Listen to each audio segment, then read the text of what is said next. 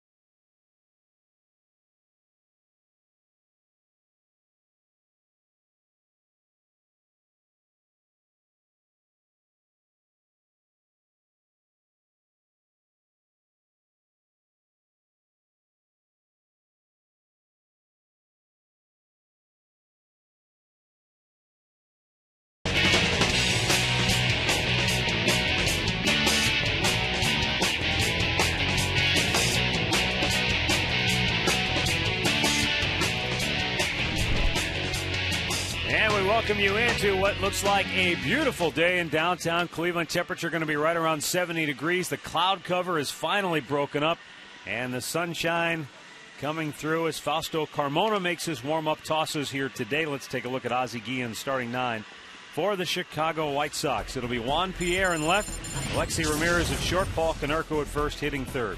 Then A.J. Pierzynski, Alex Rios, and Adam Dunn occupy the middle third. Alejandro Diaz, Brent Morel, and Gordon Beckham rounded out. Fausto Carmona on the mound for the Indians today, making his 31st start this year. He is 6-15, a .526 earned run average. He hasn't fared too well against the Chicago White Sox this year. He is 1-2 and an ERA of 9.14. He has made 4 starts against Chicago, but he did pitch a gem against them at one time. We'll see if he can come back and do it again. Take a look at the Indians' defense, brought to you by Pat O'Brien Chevrolet, saluting the men and women defending our country and watching on the Armed Forces Network. It's Duncan in left, Crow in center, Fukudome in right, Chisenhall at third, Cabrera at short, Kipnis is at second, Santana at first with Lou Marson behind the plate. Jeff Nelson calling the balls and strikes today. Marty Foster at first, Bill Welke at second, and David Rackley down at third. It's been a season series that the Chicago White Sox have certainly had the better of against the Indians. Chicago 9-5 against the Tribe.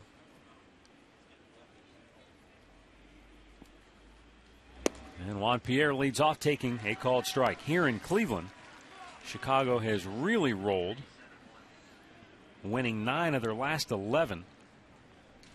And they've outscored the Indians 11-0 in the first inning in those games. Santana with a nice backhanded stop. Carmona beats Pierre to the bag for out number 1.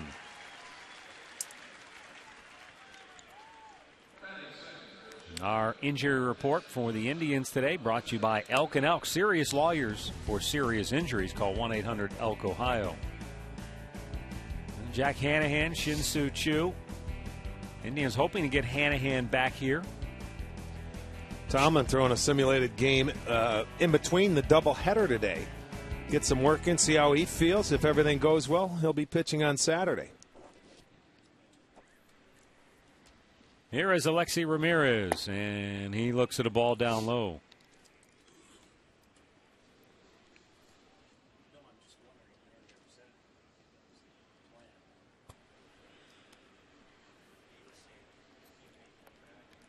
Alexei Ramirez hitting .271, 14 homers, 66 driven in.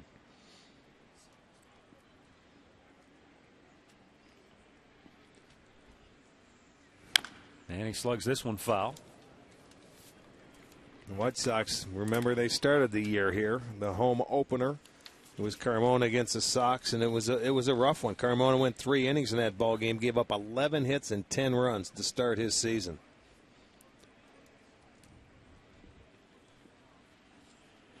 They started about as hot as you could possibly start.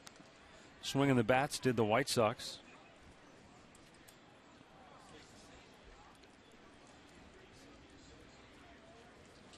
Now the 2-1. Fouled again. Off the facing of the Indians dugout. That sent them scattering. Ramirez red hot, 10 for 19 in his last 5 games. And since August 28th, he's had the most multi-hit games of anyone with 11.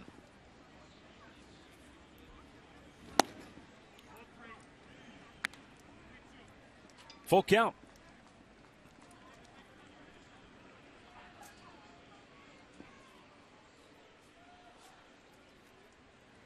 And the payoff pitch to Ramirez. Grounded on the right side. Kipnis throws him out, 2 down.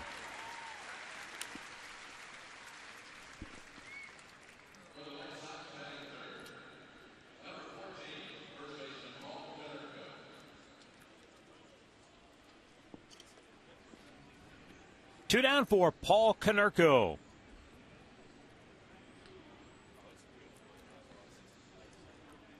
Konerko hitting over 300 on the year, as you see there. 30 dingers, 103 runs batted in.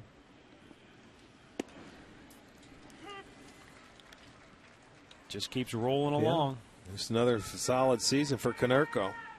And a guy in this series where when he's hitting third and you have Brzezinski hitting fourth, no reason to let this guy do any damage to you.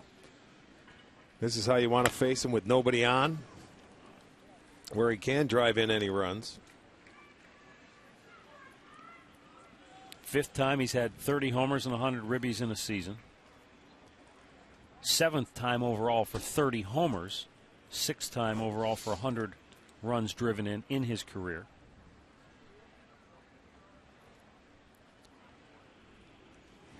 I mean, you look at Paul Konerko, if you just looked at him physically, you would take note that he doesn't run that well. You know, he's not a guy, a physical specimen that, you know, would pop out at you if you saw him mixed in with a bunch of other guys. But well, the White Sox certainly made the right decision to sign him to a long-term contract, because remember, it was just a few years ago we were in Chicago and we thought this might be the last game for him in a White Sox career. He came out, he tipped his cap to the crowd, really did all of the... That was last year. Was that just last year? Yes, it was, because he re-signed this offseason there. And the thing of it is, he can just flat out hit. Yeah. I mean, he's a tremendous hitter. He takes it, you know, very seriously. I mean, he can hit lefties, righties, you name it. He's just one of the tougher outs in the league. 2-2 from Carmona. Little low, full count.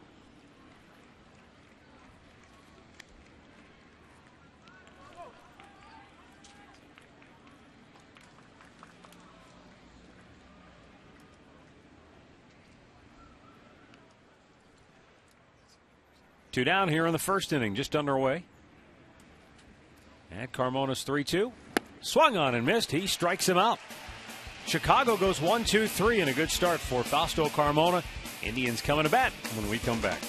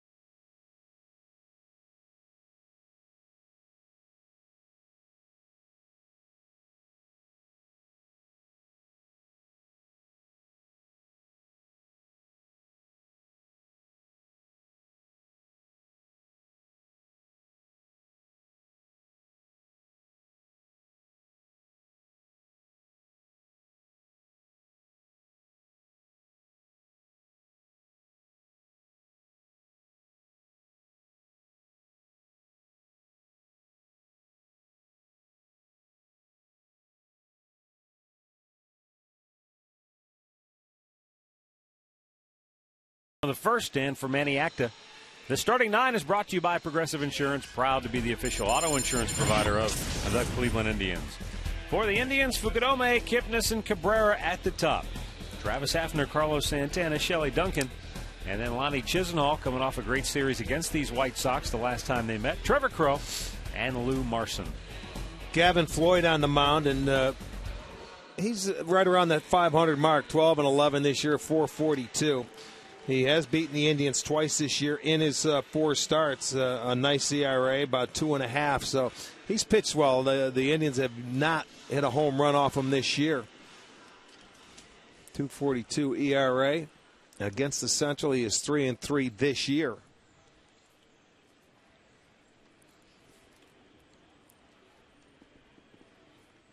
Gavin Floyd deals and Fukudome. It's a sharp ground ball to Gordon Beckham. One quick out.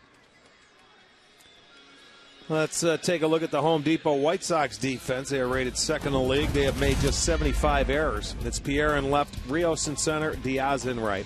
Morel at third, Ramirez at short, Beckham is at second, Konerko at first with A.J. Brzezinski behind the plate. More savings, more doing. That's the power of Home Depot.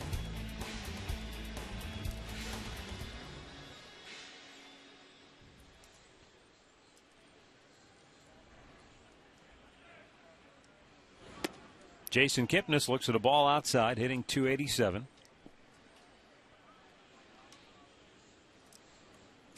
Six homers, 15 runs batted in. 2 balls and no strikes. Gavin Floyd has pitched better on the road this year, 8-5 record and a 3.28 ERA compared to at home. But, you know, the White Sox just haven't fared well this year in their home ballpark. 33-42. Yeah. It seems like, you know, they get away from there and they play better as a team for whatever reason. Beautiful bunt by Kipnis. Second time we've seen him do that here in the last week. Well, if they want to give you the bunt, you go ahead and take it. He did it in Minnesota one time, and he beats Morale here for a base hit. See, they're playing it back. He's nowhere in the picture. They're saying, go ahead, take that bunt. Well, you know what? He took it. He has a base hit. It's one thing to say that. It's another thing to do it. I mean, here's a guy who executes at it when he wants to put the bunt in. Our great clip of the game last night or yesterday afternoon. Asdrubal Cabrera. Relax, you're at Great Clips. Pitch up high, runner goes, and he would have been out, but the ball gets away from Ramirez, and Kipnis will stay at second base. Pierzynski's throw short-hopped Ramirez. He couldn't come up with it. Had he, Kipnis would have been a dead duck. Well, that's why they're going to take off and run on A.J. Pierzynski, because you can see the throw is going to short hop him. And it wasn't an easy hop to try and catch, but he tried to catch and tag. Also held him down there a little bit. But he will stay at second base, a stolen base. And now Asdrubal fouls that one off. It's 0-2. For Pierzynski. I mean, they have taken up. He's only thrown out 16.4%. They are now, he's thrown out 12 out of 100 guys.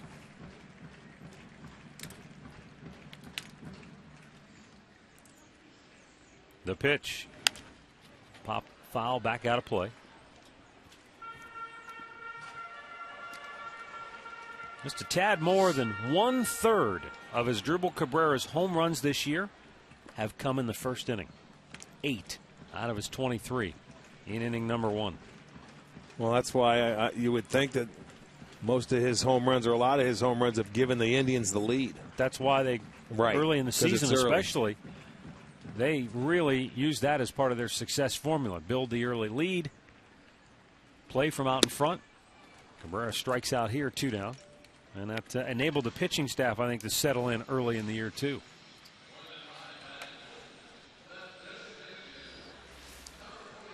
And this is one pitch that he is susceptible to, that high fastball above the belt. Tough to catch up to. And the White Sox know it because they play him 18 times a year. So they attack that weakness and they get the strikeout.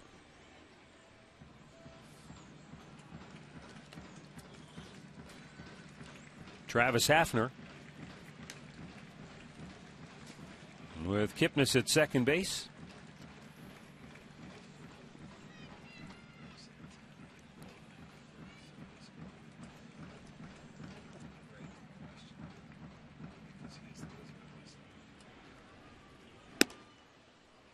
Up and away for ball 1.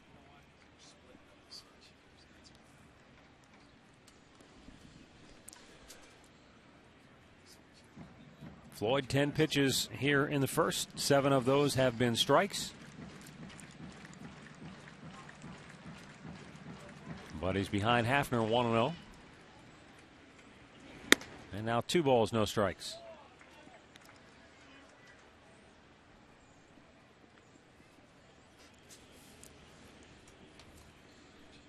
Talked about Floyd on the road. In his last 5 road games, he's gone 4-0 with a 2.62 ERA. In fact, his last road loss, you have to go all the way back to July 3rd.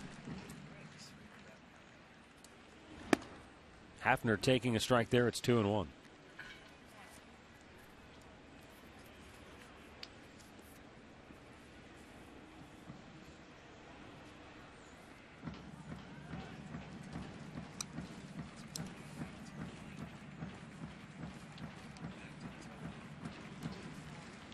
The 2-1. Hafner with a long fly ball deep to right. Diaz back on the track. He's out of room. It's out of here.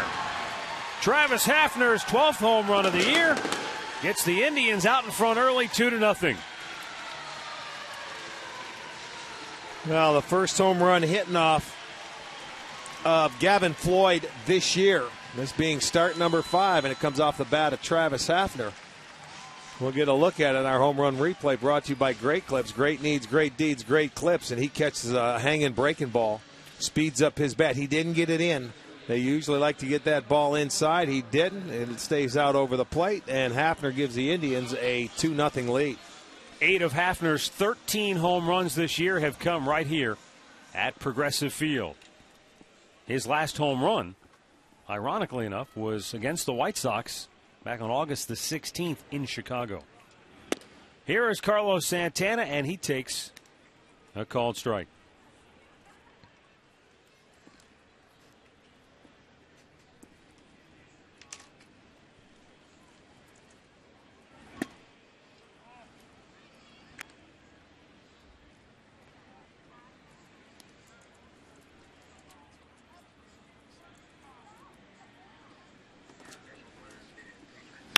Santana sends one high in the air to right. Diaza in, makes the catch, and the inning is over.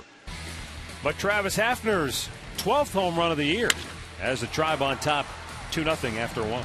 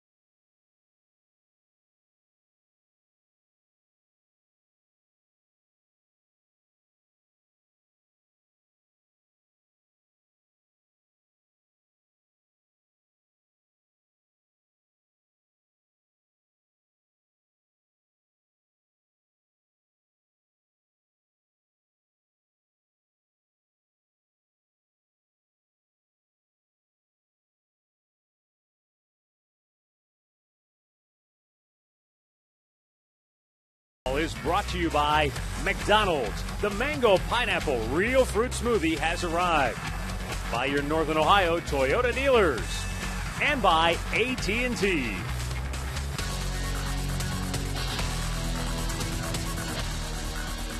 Second inning here at Progressive Field. 2-0 Indians on top.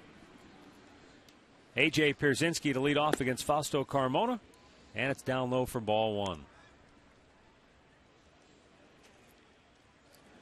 Well, the Indians jumped out to an early lead yesterday. David Huff couldn't hold on to it. We'll see if Fausto can maybe put a 0 on the board and get that offense right back in there to score again.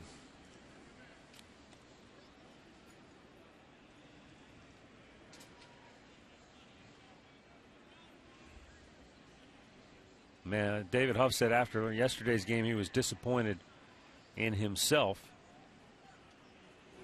And that ball chopped in the hole, a base hit for Pierzynski. Manny Acta took it a step further after the ball game yesterday, saying we gave him the lead and his inability to hold the lead was just deflating for the entire club. Well, Fausto comes back, a little sinker that Pierzynski gets on top of, and watch the topspin. Has enough of it to get past Kipnis at second base and into right field, so he will get the White Sox first hit. You know, when you break down Fausto and you look at the numbers, he is definitely better out of the windup than he is the stretch. But when you look at counts for him, when he gets ahead in the count, he is so much better at pitching. An 0-1 Hitters hit 237. 0-2, it's 198, and 1-2 counts, 193. Now, on the other hand, when he goes out there and he falls behind in the count, 1-0, it's 307. 2-0, it's 403. You get a 2-1 count, it goes to 300, and a 3-0 count goes to 313. So he's so much better when he can pitch from in front of the count. And I think that breaks down to a lot of pitchers that way, but more so for Fausto. Well, in his case, if you get ahead in the count and you sense that the sinker's coming, you're just not going to swing if you don't have to. Well, right, they can take it, but when when he's ahead of you, you're almost forced because sometimes it's too close to take. Softly lined to center, so on an 0-2 pitch, Rios crosses up your stats with a base hit to center and back-to-back singles. Here come the White Sox. Yeah, an 0-2 pitch, and this is where you should bury the hitter when you're Fausto. And that wasn't a bad pitch. It was away, a sinker down and away, and Rios was up there protecting, gets the base hit up the middle. So Chicago off to a good start here in the second.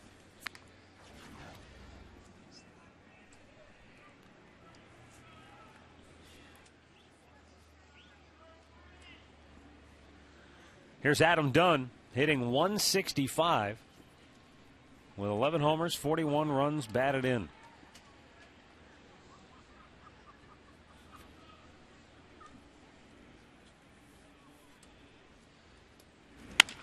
And a line drive base hit down the left field line for Dunn. That's going to bring home Pierzynski. Rios on his way to third. He'll stop there. It's a double for Adam Dunn, his 42nd RBI, his 15th two-bagger on the year. And 3 straight hits for Chicago here to start the second inning. Well, he didn't keep him off the board. It didn't take long either. After an 0-2 base hit, then Dunn comes up the first pitch, and he was looking to go the other way right from the get-go. Hits his 15th double, gets his 42nd RBI. And now the White Sox have second and third and still nobody out, and they are on the board. It's a 2-1 ball game.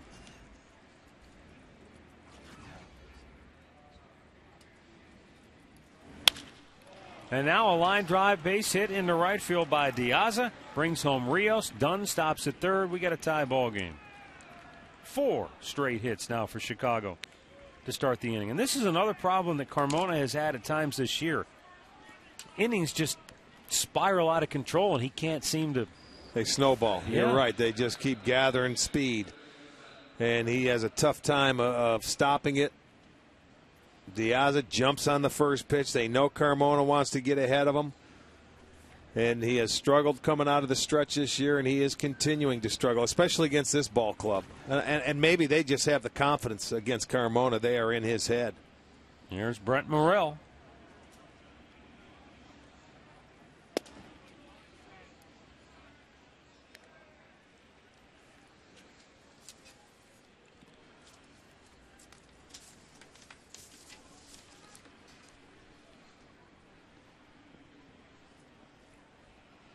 Brent Morrell, a guy that's hit 300, a couple of homers, and 6 RBIs against the Indians this year. He's struggled against a lot of teams, but not the Indians.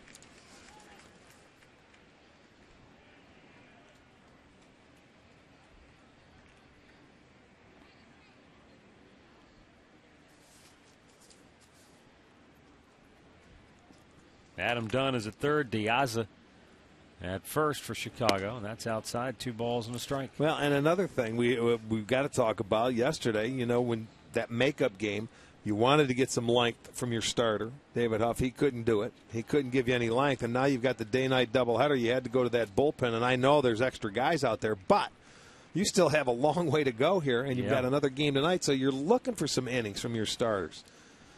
And hopefully Fausto will be able to do something. He's 1 pitch away from getting a double play, but he certainly needs it for his confidence.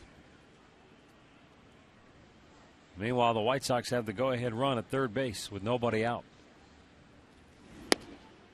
And a 3-1 count now on the number 8 hitter with Gordon Beckham waiting on deck.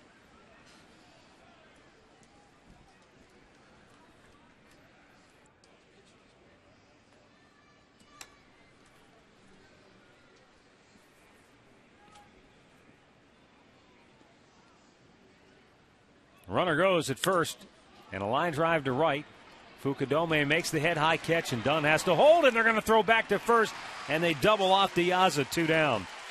Boy, oh boy. The Indians catch a break there as Diaza had his head down and never picked up the baseball. Well, that's his fault for not looking back in and picking it up. As a base runner, when you're off and running and it's a 3-1 count, even if you're stealing, you have to look back in to see what the hitter does. It was an ideal double play ball. He hit it on the nose. Dunn wouldn't have scored from third anyway. It's a good thing he didn't tag up because they could have had a triple play if he did. That's a good point. You know what I mean? Because that throw was right there, and Santana picked it, double play, and he was looking home. So now Carmona a chance to get out of it. And Gordon Beckham check swings a foul ball into the seats. The unconventional way of getting a double play, but it works.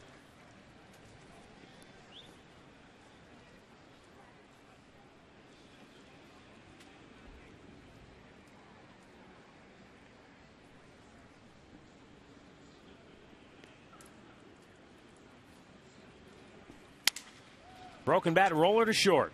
As Dribble Cabrera will flip it over, and the inning comes to an end. White Sox come back with a pair. Middle of the second, we're tied at 2.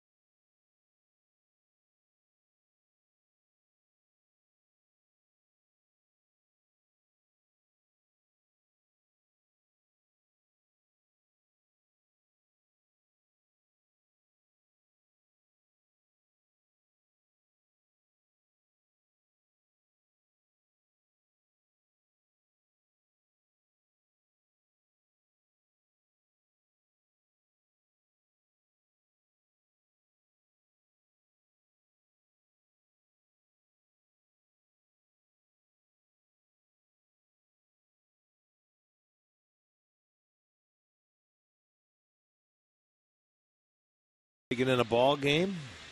So far, she's enjoying it. Well, the weather has really cooperated today. Nice. Yesterday was just flat out miserable with the Didn't bother you, did it? drizzling rain. No, it was, well, yeah, it was hard to hold the golf club yesterday. Yeah, it was tough to be indoors, wasn't it? I was out there battling the elements. 0-1 the count here on Shelley Duncan as we open the bottom of the second, tied up at 2.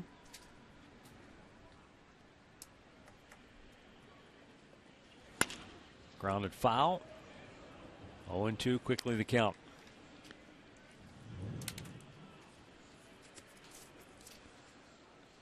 Now, last night, if you're referring to last night, that was That's what I was story. talking about. That was. You were right next door at the big time wrestling, weren't you? Yeah. Monday Night Raw, WWE over at Quicken Loans Arena. Quite a production. Swing and a miss. Duncan strikes out. Second K for Gavin Floyd. 1 down here in inning 2. Today's trivia question brought to you by AT&T.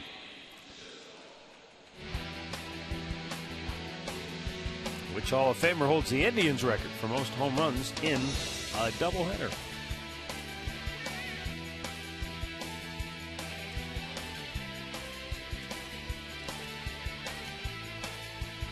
We'll have the answer coming up later in the game. Lonnie Chisenhall takes a strike.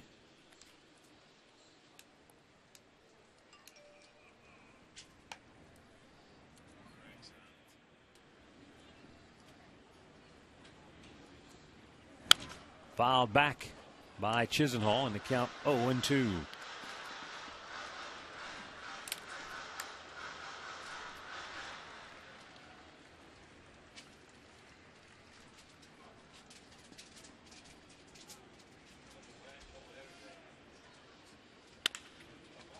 Bounded towards third. Morrell cuts it off, throws him out, 2 away. Minor league report brought to you by Kia.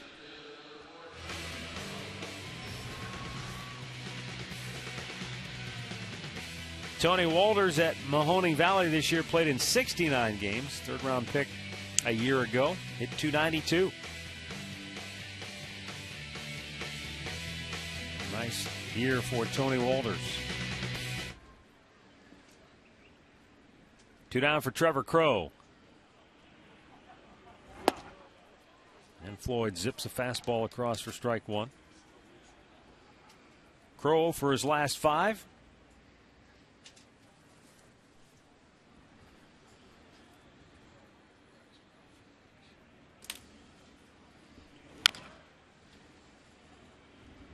Oh, and 2 the count.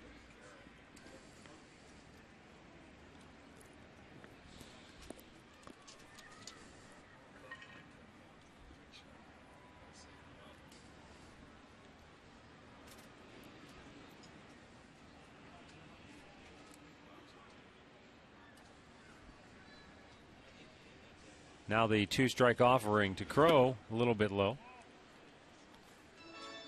Elsewhere in the American League Central Division, the Twins went to New York for a makeup game with the Yankees yesterday and lost. They've dropped 9 in a row. And now they're back home tonight to play the Mariners, who came here yesterday for their makeup game against the Indians.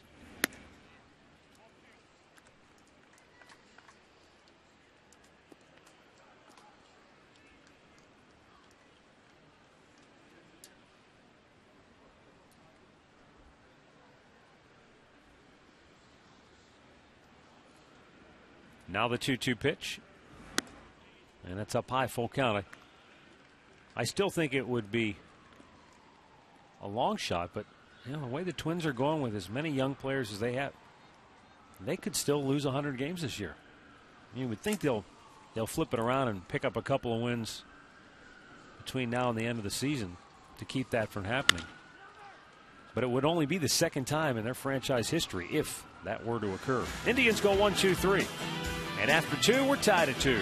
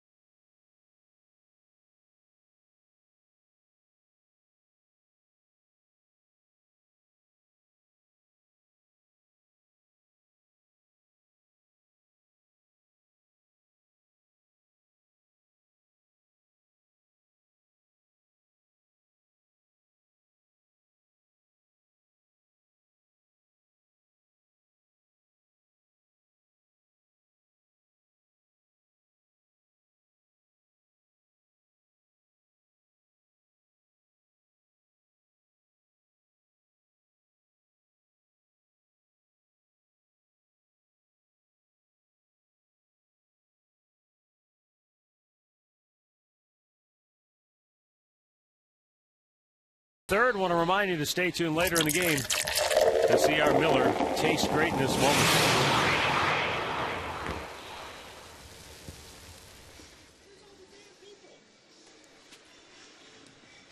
Two-two our score. Top of the order for the White Sox.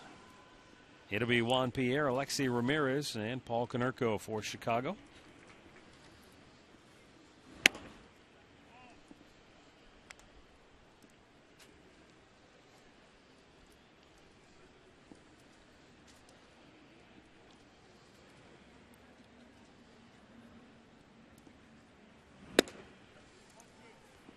2 balls, no strikes.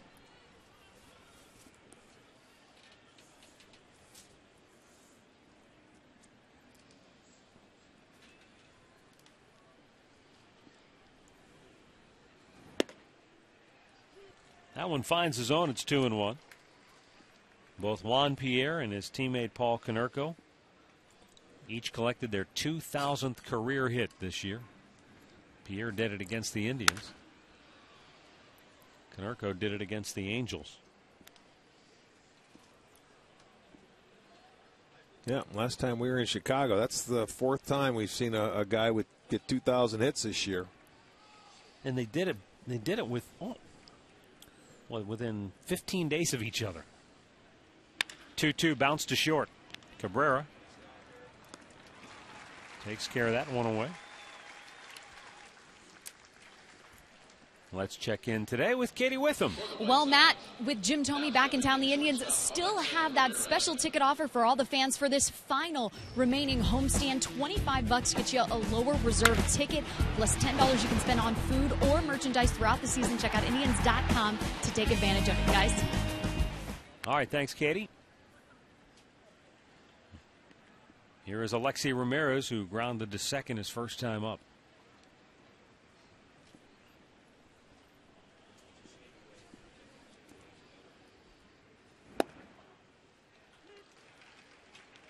One ball, one strike.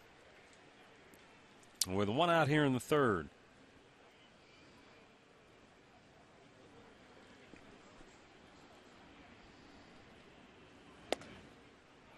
Good off-speed pitch that time from Carmona. And he gets ahead in the count.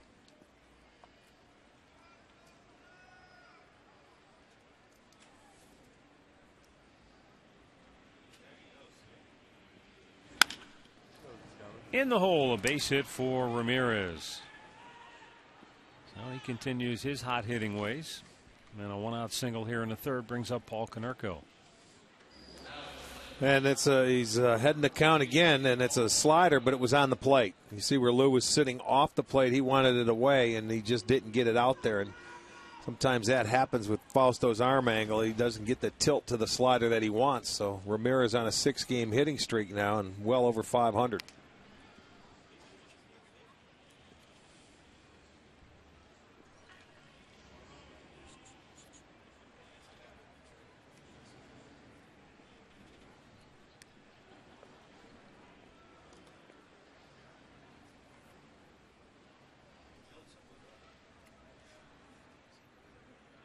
Well, the White Sox had 4 straight hits to open the 2nd inning.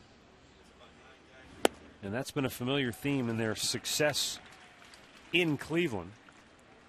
I mentioned earlier they've won 9 of their last 11 against the Indians here in Cleveland. And in that time, their batting average as a team is 40 points higher when they've got runners on base. So they seem to feed off of each other. They get a couple of hits and the machine really kicks in. Well, that's the key. And then retire the first couple of guys in the inning, where they can't get it started, and string together 3 or 4 hits in a row. When they did it in the 2nd, it was the leadoff man got aboard, Brzezinski, and they rattled off 4 straight hits. Konerko struck out his first time up. When he looks at a ball outside here, it's 2-1. It's been the long ball that has hurt the Indians in the last 12 games. They've given up 17 home runs, including 5 grand slams. They've given up 1 3-run homer, 5 2-run homers, and 6 solo shots.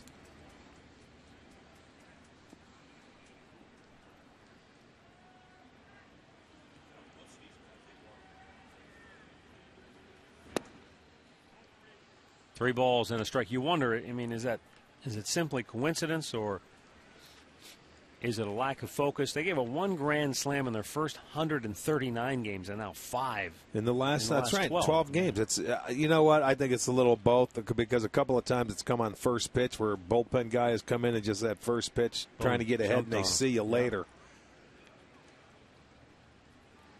3-1 to Konerko, ball 4.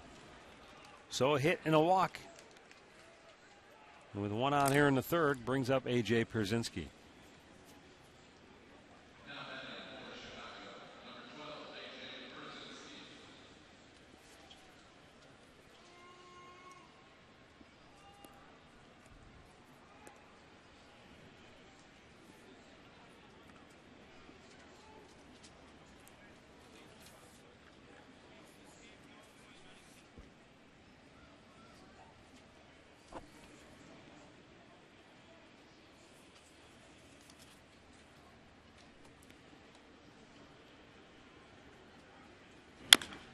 Chop that foul off of his foot. That'll leave a mark. He was trying to take advantage of that first pitch after the walk, thinking, okay, he's going to try and get ahead of me, and he fouls it right off his foot. He's a low ball hitter, so I can see him getting after that pitch. He's a good low ball hitter, but that one, ouch. Not a good way to start the doubleheader off.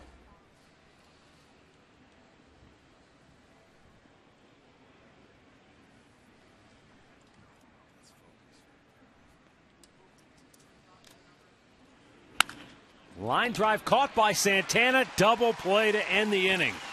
Nice defensive play by Carlos Santana. And once again, the White Sox get doubled up in unconventional fashion.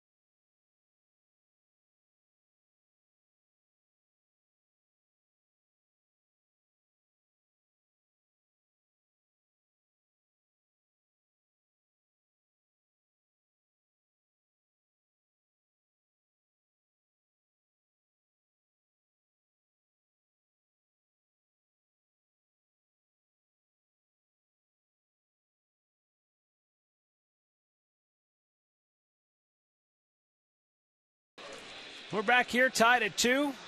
Home half of the third. For the Indians, it'll be Lou Marson, Kosuke Fukudome, and Jason Kipnis.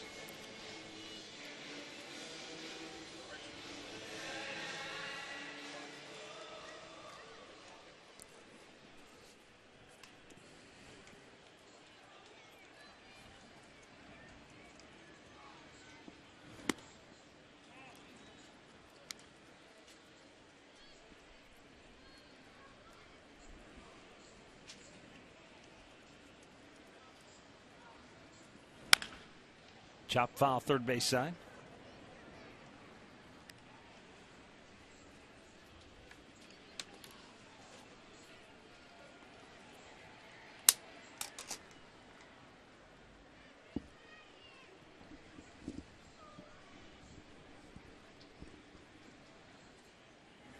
A little bit high with the off speed.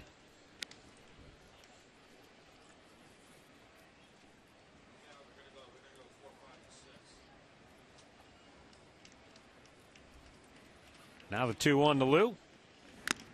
Fouled it back.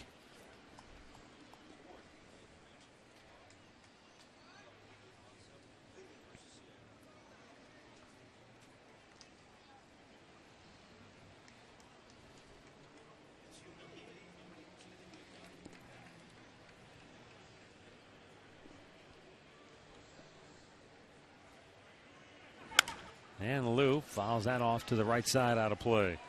Send along some birthday wishes today. Elda Emler of Canton is turning 95. Wilfred Babe Hawk of Cleveland is 92. Happy birthday.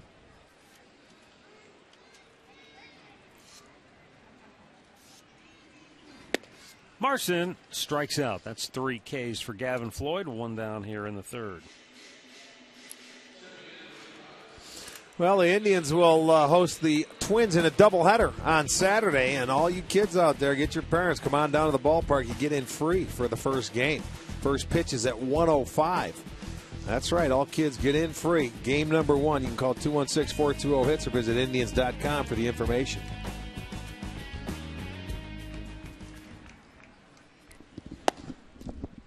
Kosuke Fukudome grounded to second base his first time up.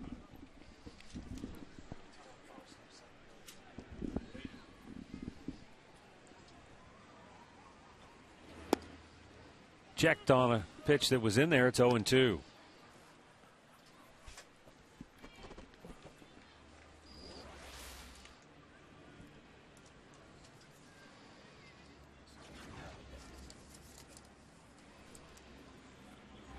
Two-strike pitch in the dirt. 1-2.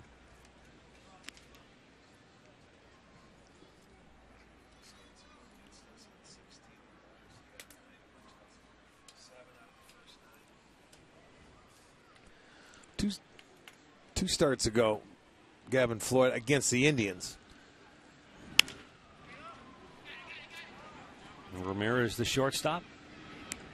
2 down. Remember, he struck out 7 of the first 9 hitters he faced in that ball game. He had a total of 9 on the game. They're coming back in mid-August.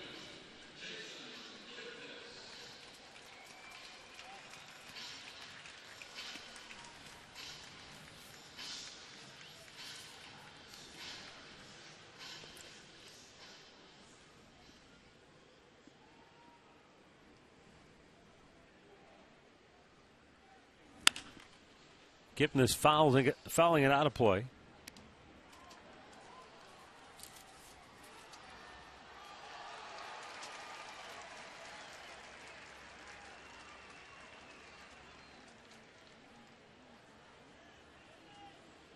That was the game that ended up going 14 innings, with the White Sox prevailing. And the Indians won the next 2, so they had a real good chance to sweep that series. But if I remember right, the White Sox had tons of opportunities in that game, and they couldn't cash in. And finally, they did win it.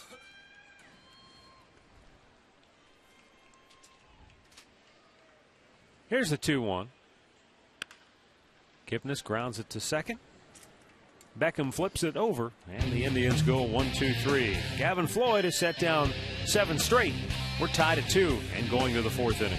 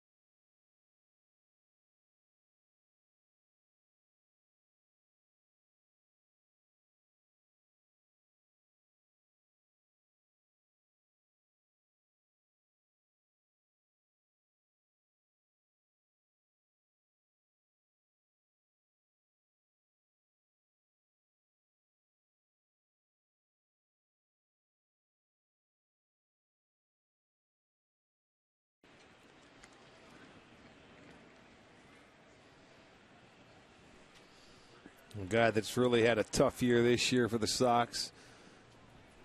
We talked the last time when we were in Chicago about how his hands are, you know, up about that back shoulder, where earlier we used to see they were down at the waist when he started, and he'd get it into a hitting position.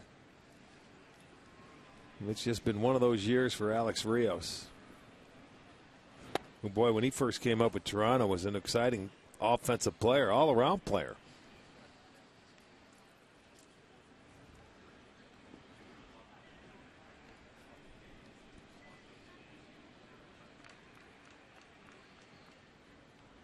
The 1-2.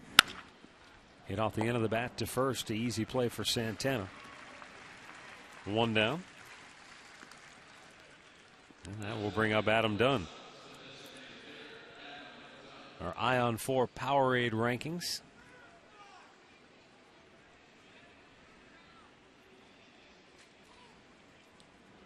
Since 1901, lowest batting average coming into today's game. Dunn was hitting 165. He bumped it up with that base hit.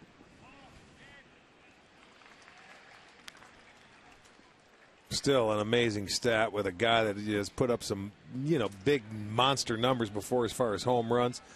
I think the White Sox had him penciled in to hit 40 home runs in that ballpark this year.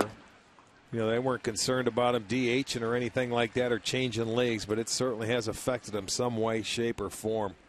He just needs this season to end and just forget about it. And, you know, let's start next year.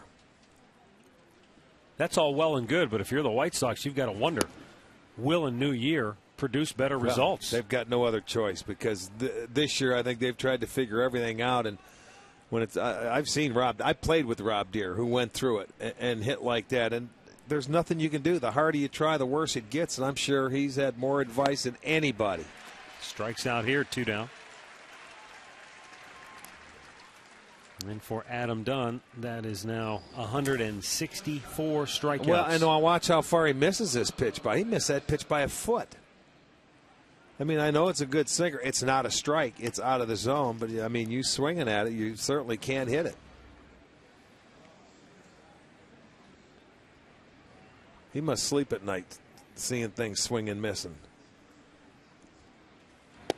He probably... You got to think that where his confidence is right now, he gets to 2 strikes and it's over, because he just doesn't have the confidence to even make contact. It's certainly, as a hitter, it's got to be a lonely feeling, because hitting is a lot of confidence. Called a foul ball by home plate umpire Jeff Nelson.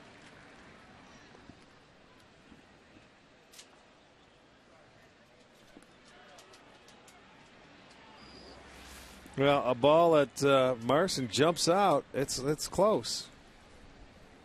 But it still might have been just a hair behind the plate. I don't like that situation there, bunting with 2 strikes, unless you know you can steal second base. You mean with 2 outs, yeah. Yeah, with 2 outs. Go ahead and try and hit a double. I mean, although Diasa does have 9 stolen bases, been caught 5 times. But if you bunt right there to get on, then you have to steal second base and do it quickly, because you're at the bottom part of the lineup. Bounced it in front of the plate, 2-2.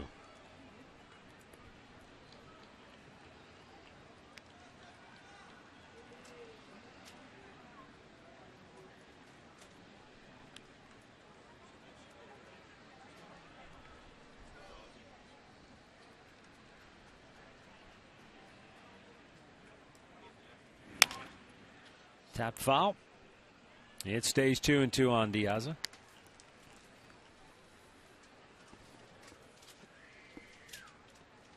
Guy looks like he's going to be a pretty good player for the White Sox. He's hit .344 in his last 29 games.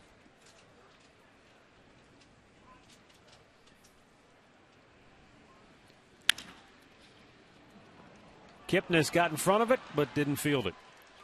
And the error will have Diaz aboard with 2 down. Almost looked like he could have backhanded it, and it might have been a little easier play for him instead of trying to get in front of it. He was going to his right, and I thought he was going to backhand it. But then all of a sudden he tries to get in front of it, and it makes it a little tougher play. I think it would have been a little easier to backhand.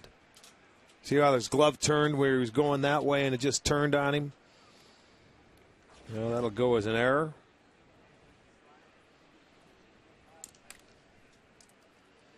Here's Brent Morrell. On the pitch out, nothing doing at first for Diaz. Morrell lined into a double play in the second inning that really saved Carmona big time, because the White Sox had 4 straight hits to open the inning. They had 2 runs in and were poised to blow it open.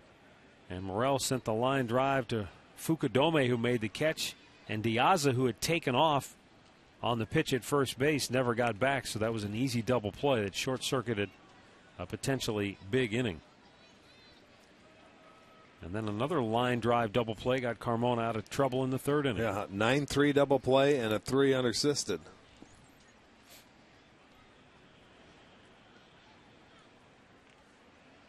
Runner goes, swing and a miss, throw down. Not in time. Marson got rid of it quickly, but Diaz had a good jump, and that's his 10th steal.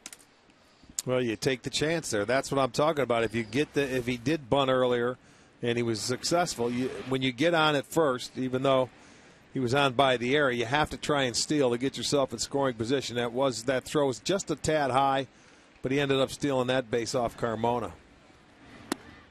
Checked on a ball that was just a bit low.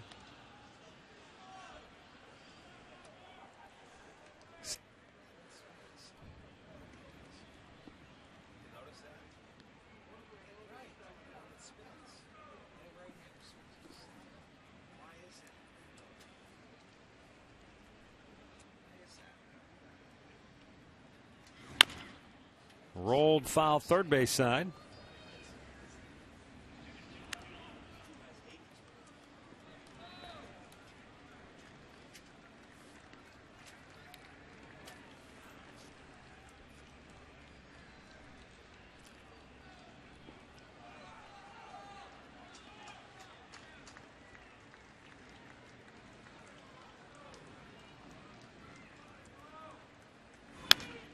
Another foul ball.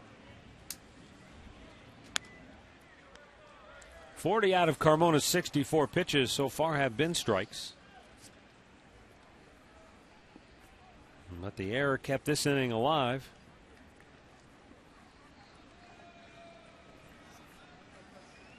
And now the 2-2 coming to Brent Morrell.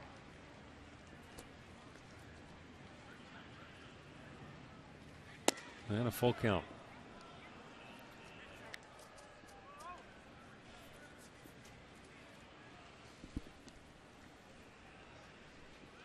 Gordon Beckham waiting on deck for a chance.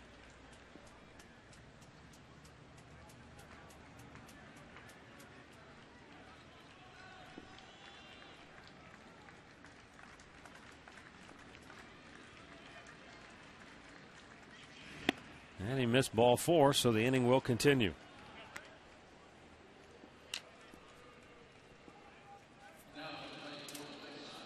Sunday Strategy, presented by Conrad's Tire Express and Total Car Care, returns Thursday night at 6 o'clock.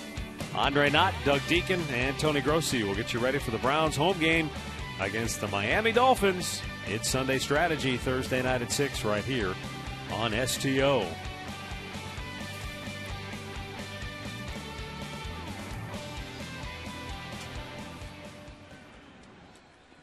Gordon Beckham grounded to short his first time up.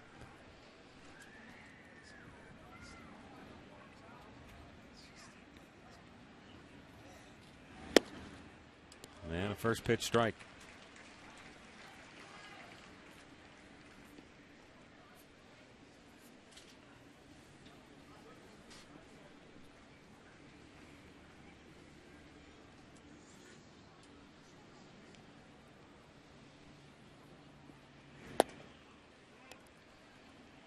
One ball, one strike.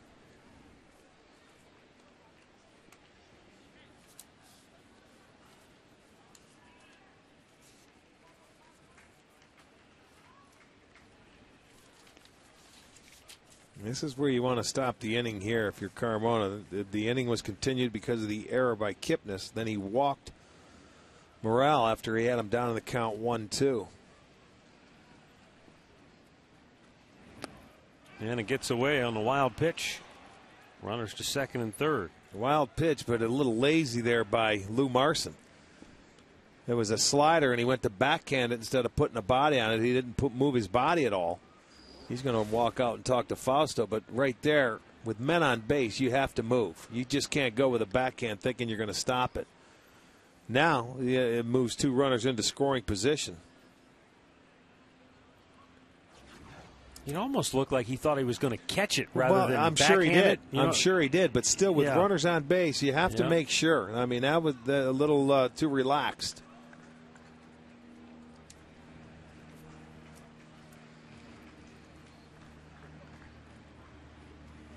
Beckham grounds it to short. Cabrera, good hands, throws him out. And saves the day there. So the inning ends with the White Sox stranding a pair in scoring position. Tied at 2, middle of the 4th.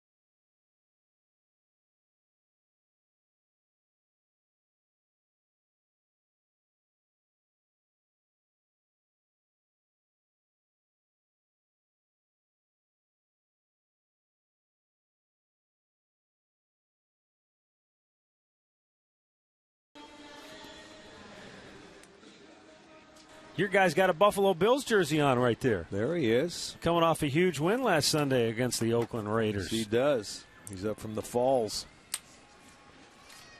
Home half of the 4th here for the Tribe is Drupal Cabrera, Travis Hafner, and Carlos Santana. And Cabrera chops it foul. Let's go down to Katie Witham right now. Well, Matt, you know, there are only 3 guys on this team that have played more than 100 games this season, as Drupal Cabrera being one of them, along with Carlos Santana and Michael Brantley. So when you look at that time, whereas Drupal wasn't as productive as at the plate, it comes down to fatigue. Bruce Fields told me that he was doing a lot of hitting around his body. The difference in his last 10 at-bats, he's not only hitting through his body, but he's focusing on those little things, and he also has a much shorter, quicker swing. All right, thanks, Katie. That usually happens when you get tired. You do get longer with your swing. You're not short and quick to the baseball. Fatigue, your body gets involved and you're not using your hands.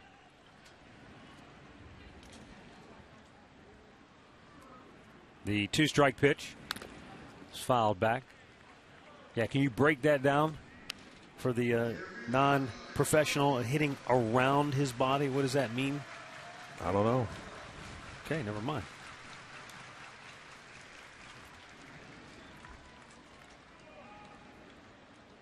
Now the 0-2. Fouled back out of play.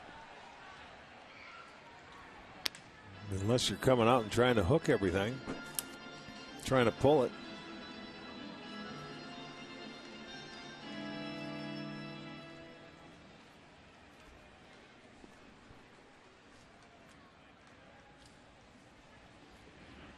Now the 0-2. High fly ball.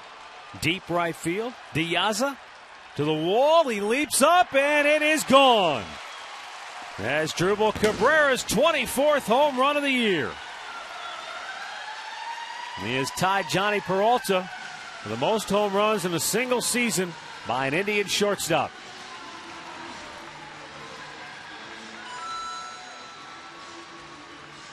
He didn't hit that one around his body. Well, it's going to be our McDonald's. I'm loving it. And watch the swing. You see that little cutter down and in that he was short, quick to the baseball. You know, you don't go around it. His hands got through the hitting area in a hurry, and it just got over that yellow line, bounces into the seats. So the Indians have scored via the home run ball today. Travis Hafner drove in the first two with a 2-run shot in the first. And he looks at a called strike here. Indians had not homered off Gavin Floyd in his previous starts this year against the Tribe, but they've touched him twice so far here this afternoon.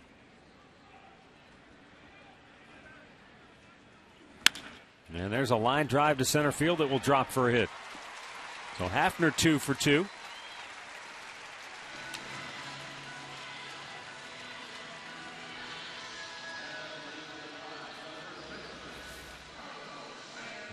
Well, he's going to go inside the baseball and take it right back up the middle. You see inside out with that spin. He caught a breaking ball his first time up, and when it did, it speeds up his bat head, and he was able to hit the home run. That time he just went right through it on a fastball and goes right back up the middle.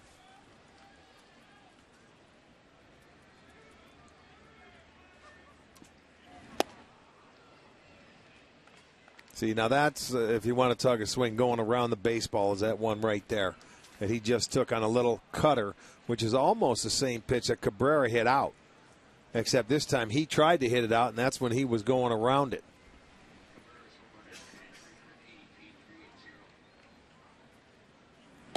Santana looks at a ball outside. It's 1-1.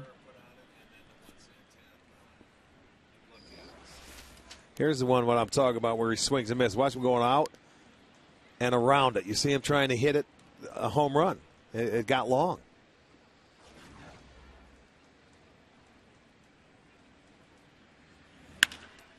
There's a high fly ball to left.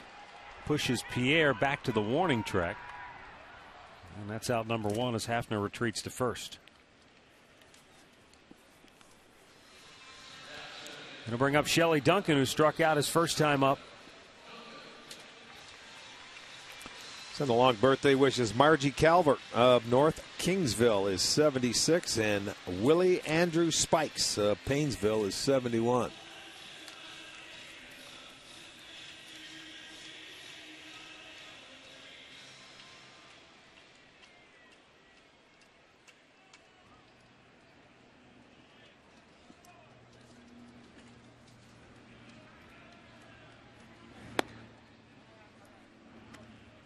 One ball, no strikes.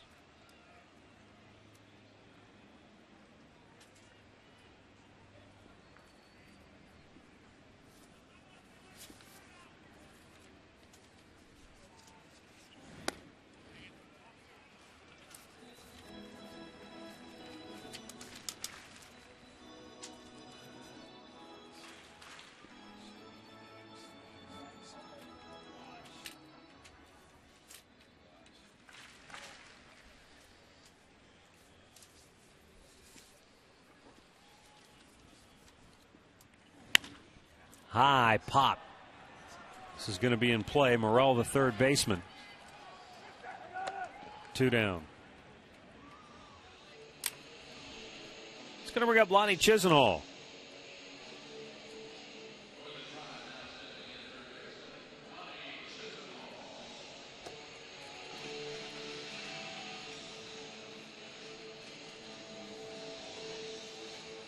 The Indians are just the 5th team this year to touch Gavin Floyd for 2 home runs in a game.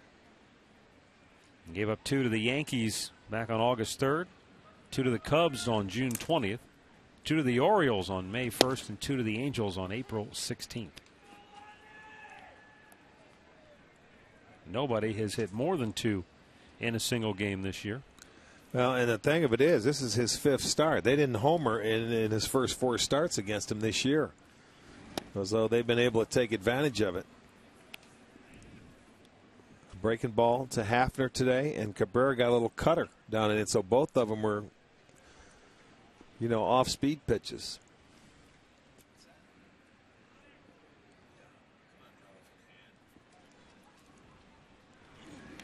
Chisenhall went around and strikes out to end the inning. 4 complete. Indians now on top thanks to Cabrera's homer, 3-2.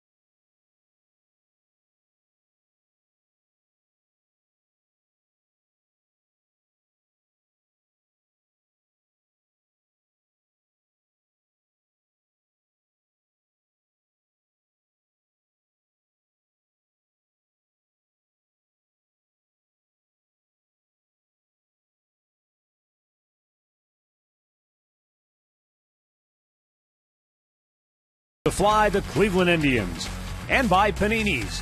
Like Panini's franchise group on Facebook for your chance to win giveaways and prizes.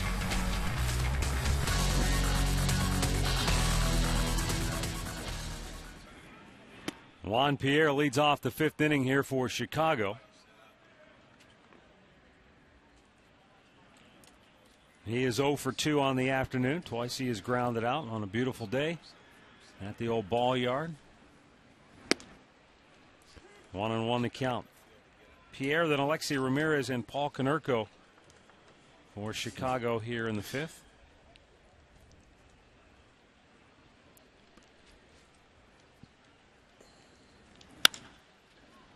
In the air, right center. Fukudome calling for it. 1 down.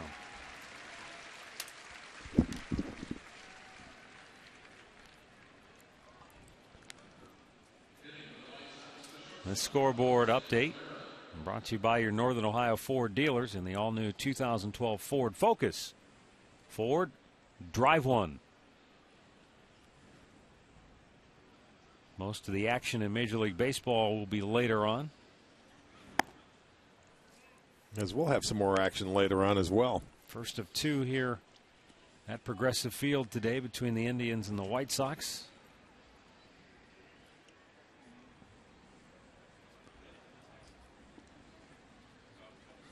Ouch. And that got Ramirez.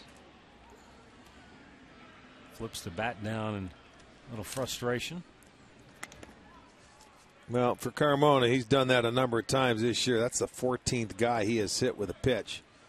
And, since the 4 straight hits back in the 2nd inning, they are just 1 for 10. And it was Ramirez who got the 1-out single back in the 3rd.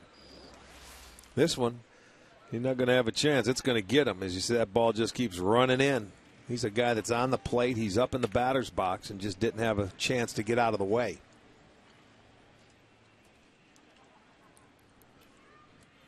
So 1 on, 1 out for Paul Konerko.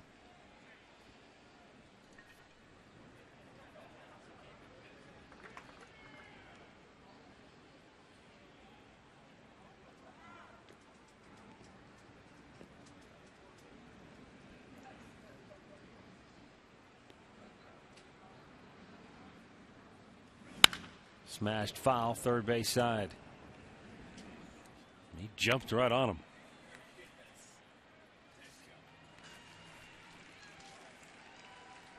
There's Mike Ditka sitting down getting the balls today.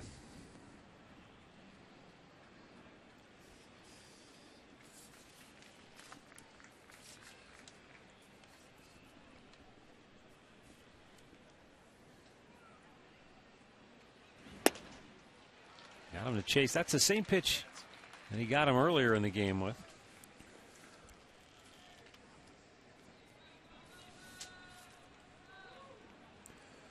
It's a little slider away off the plate, and you see, I think Konerko expected that ball to come back in, but he missed it by plenty.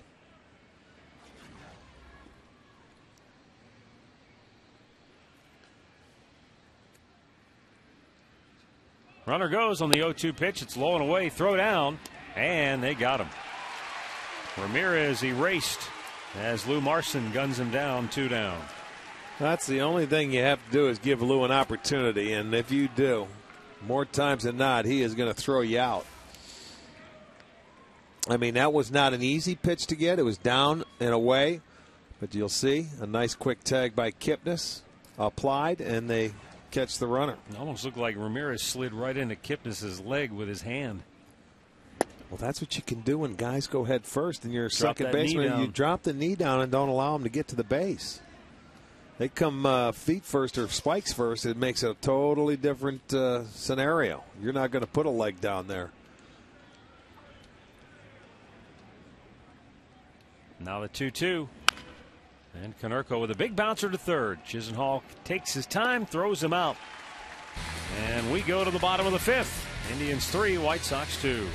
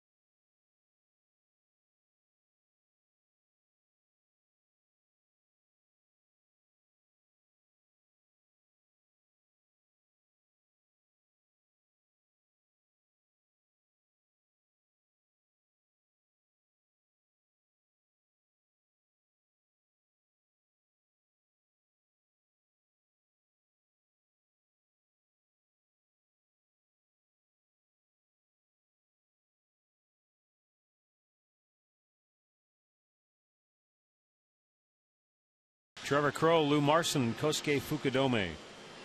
That'd be a tough way to steer through there, wouldn't it? Look how long that thing is.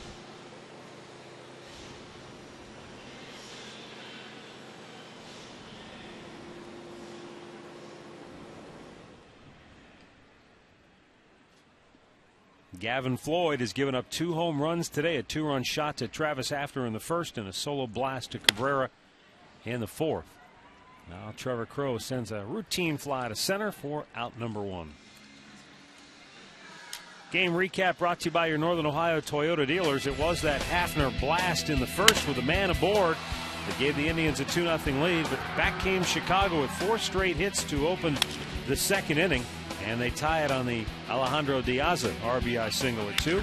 And then it's Dribble Cabrera with a solo home run in the 4th to put the Indians back on top. Find out about more than 30 Toyota offers available now at buyatoyota.com. Lou Marson struck out his first time up, and he looks at strike one. Cabrera's home run gives him 24 on the year, and that ties Johnny Peralta for the Indians' single season mark for homers by a shortstop.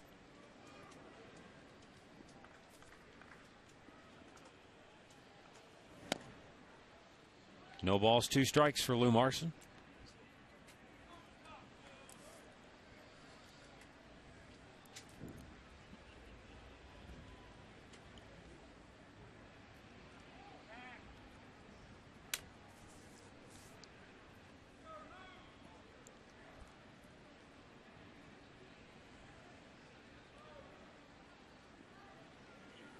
A little bit high, 1-2.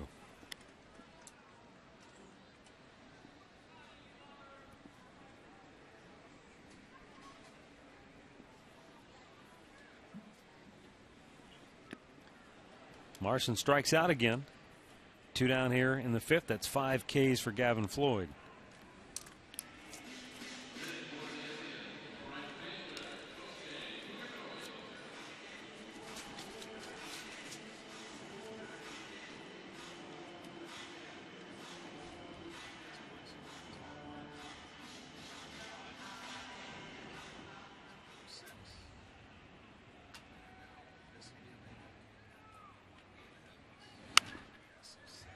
Kosuke Fukudome, who is 0 for 2 with a ground out. He's also popped up on the infield today.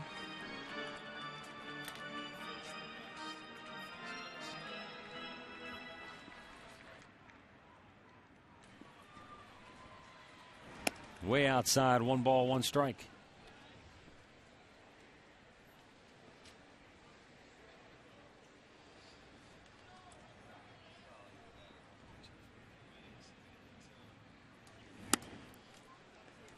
Two balls and a strike for Fukudome.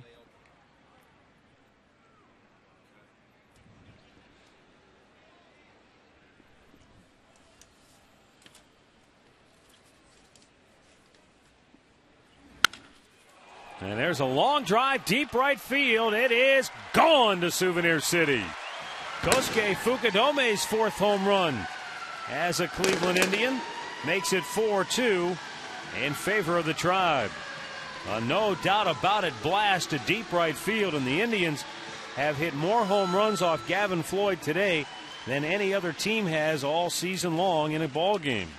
Well, how about this? Another left-hander and another breaking ball. Check it out on our Time Warner Cable Pitch Tracker. 85, another cutter inside. It's the cut fastball, and I don't know if that just stayed flat. It didn't get in on his hands. That's for sure. Fukudome left the yard, so the Indians have scored all 4 runs via the long ball. Now Jason Kipnis with a foul ball over to the on-deck circle.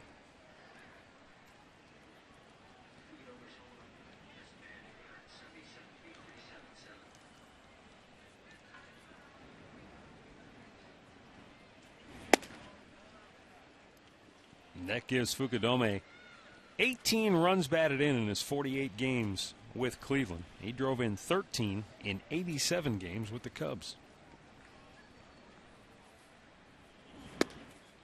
Kipnis looks at a ball outside. It's 2-1.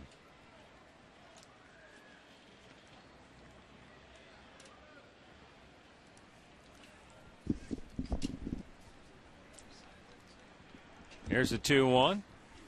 And Kipnis shoots it back out of play.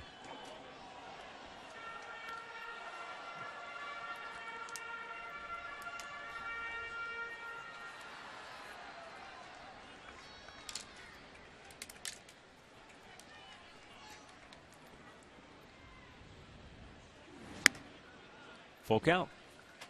He's left a few of those breaking balls. He's gotten underneath them and really left them up and away, and no chance for being strikes today.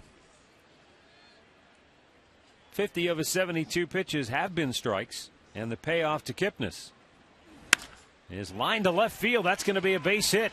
Pierre tried to cut it off, but he fumbles with it, and Kipnis is going to go into second base easily with a 2-out double. And so Jason Kipnis with his 2nd hit today, and the 6th hit of the ball game now for Cleveland. Well, this is the nice approach. It's a straight 4-seam fastball. But you know what? He's not trying to pull it. He just pushes it the other way. And a line drive. He was going to go regardless if Pierre catches that ball or not. You're going to challenge the arm of him. So he gets into second base easily, his 8th double. So 4 of the 6 base hits now by the Indians. Extra base hits, the 3 home runs, and now the Kipnis double. And now is Dribble Cabrera, who homered to right field his last time up. And he takes the ball up high.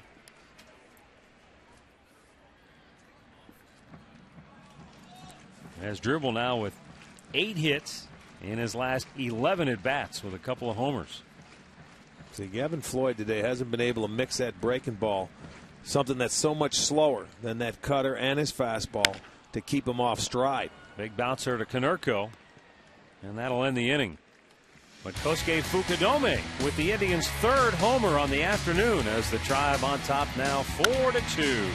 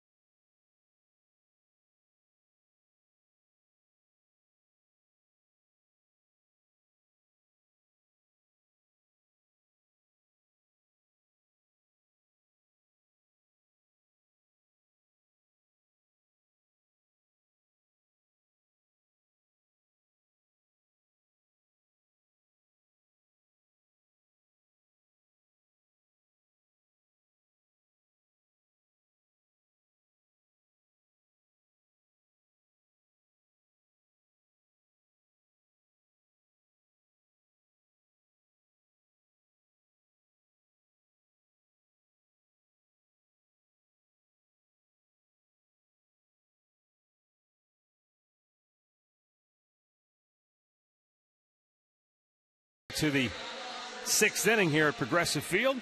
A.J. Pierzynski, Alex Rios, and Adam Dunn due up for Chicago.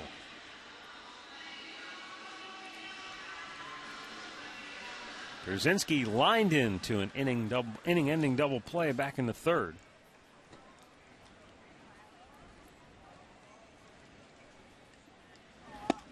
And looks at a first pitch strike.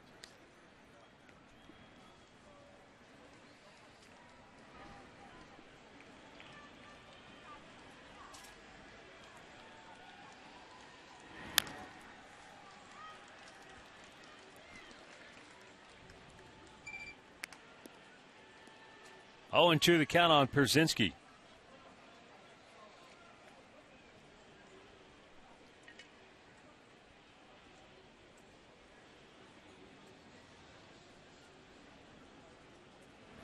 And he strikes him out on 3 pitches. 3rd strikeout for Carmona. And we've got 1 down now here in the 6th. Well, Sunday is the final home game of the season, and the KeyBank's Kid Fun Day activities will start at 10:30, and the first 7,000 kids will receive a drawstring backpack. Also, Fan Appreciation Day, and all of lucky fans will win an autographed Tribe memorabilia. Come on out. That'll be Sunday, wrapping up the 2011 season. And Carmona with a first pitch strike to Rios. Alex Rios singled and scored in the 2nd. Bounced out to first base in the 4th. In the hole, a base hit to left field.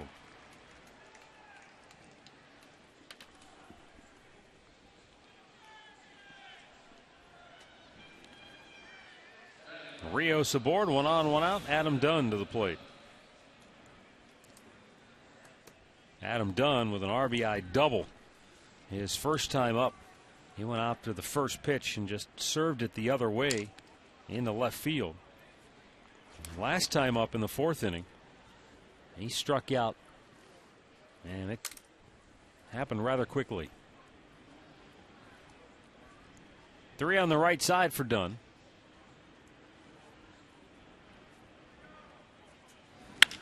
Goes the other way again, and he's going to have another double. That's going to go into the corner. It's going to send Rios to third, and he'll be held there. So twice today, Dunn has gone to the opposite field, and twice it has resulted in an extra base hit. Well, what's that tell you? I mean, the second time where his middle at bat, he went up there to try and swing harder, and he missed it by a foot. He's staying inside the baseball there. I mean, as big as strong as he is, that's a great approach to stay on the sinker. He drives it the other way. Now Chicago in good situation here with second and third and just 1 out. At least a ground ball will get 1 home. Tim Belcher's going to go out for a chat. Carmona has made 86 pitches on the day, and the Indians bullpen is about to spring into action.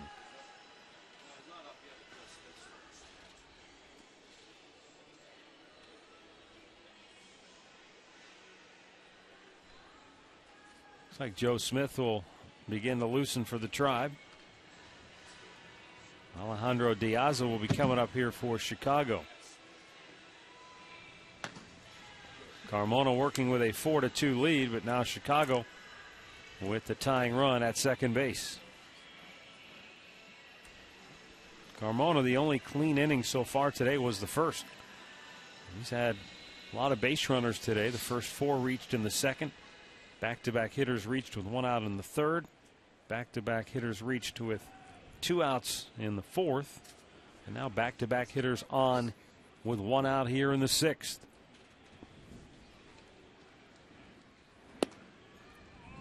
And a ball outside. You remember we were in Minnesota and Pavano was pitching against the Tribe. He had guys in scoring position, and he was going from the full windup. Right now, I'd like to see Carmona because from the stretch, he struggles a lot more. You look that guy back at third base, and you get into that full windup. Pavano did it a couple times. Here we got a good pitch there. Change up he has Diaz out in front of.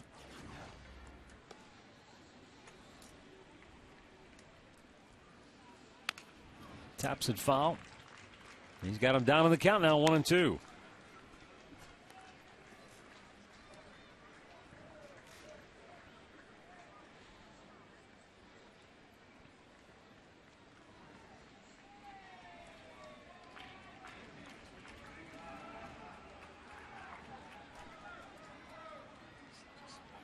Fausto ready, the 1-2. And a little bit low. Diaz able to lay off. Came back with a third straight changeup.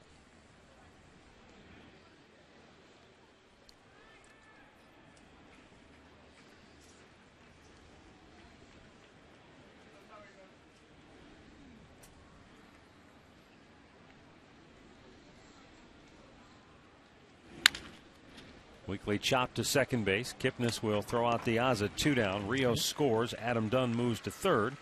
And the Indians lead cut to a run. It's now 4-3 as Diaz gets his second RBI in the afternoon.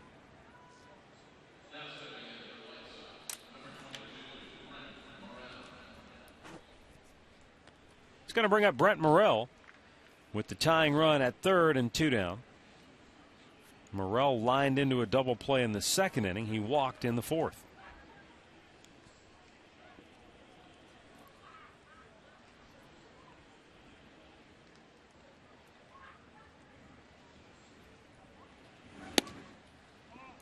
Ball 1, it's outside.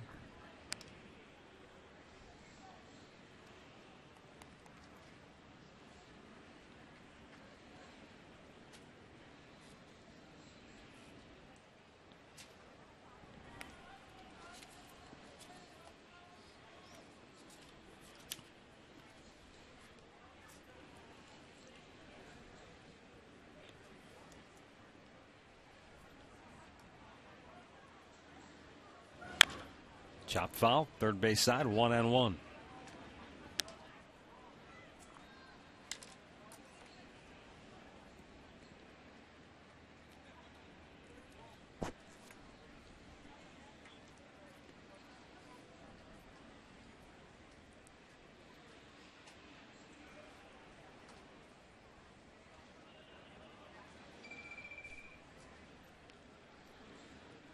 Now the 1-1 from Fausto. High fly ball. Deep to center. Crow is back. Looking up into the sun. Pulls it down. And the inning is over. Carmona minimizes the damage. White Sox get a run. But the Tribe leads at 4-3. Middle of the 6th.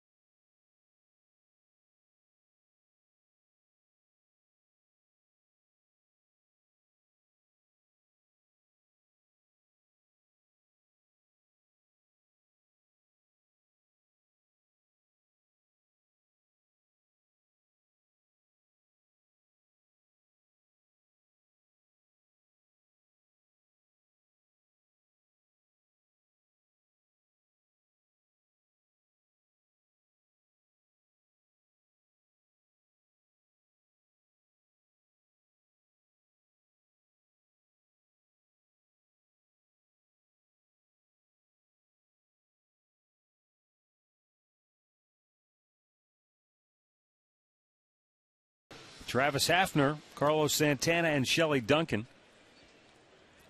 Hafner 2 for 2, 2-run homer in the first.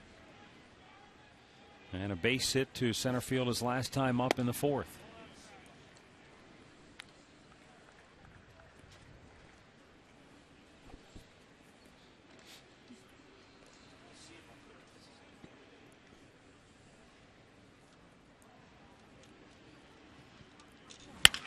Hafner with a routine roller to second base.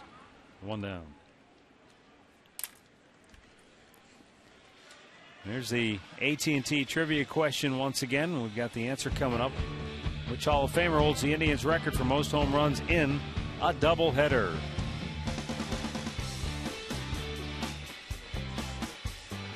Earl Averill hit 4 of them back in September of 1930. That is a good afternoon.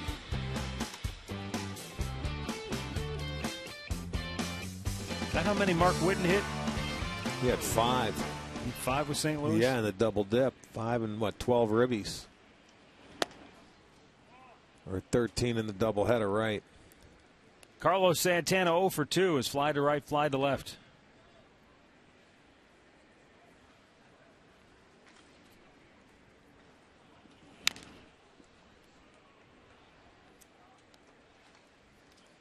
Bottom part of the Indians' order is 0 for today. All the damage by the top 4 guys. Fukudome with a solo homer. Kipnis has 2 hits. Asdrubal Cabrera a solo shot, and Hafner with a 2-run homer. Yeah, the long ball has been the difference in the game.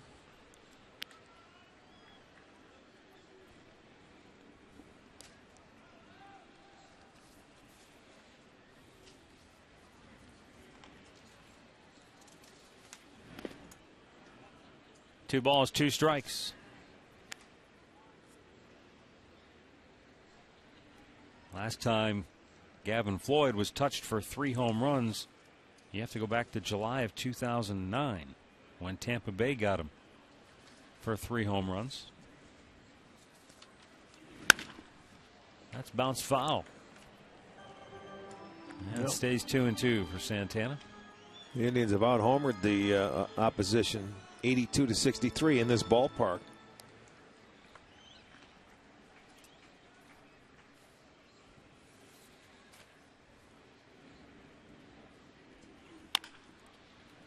Big hopper to second. Beckham takes care of that. 2 down.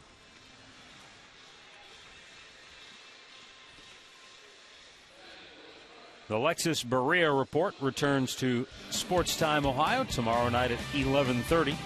Andre Knott, Tony Grossi, and Doug Deacon will have all the news and updates from Berea. The Lexus Berea Report tomorrow night at 11:30 following Chuck's last call right here on STO.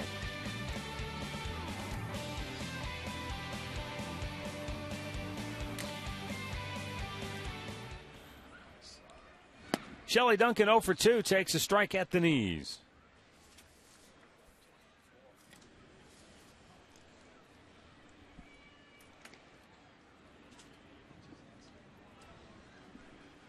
Pitch number 85 for Floyd is low and away.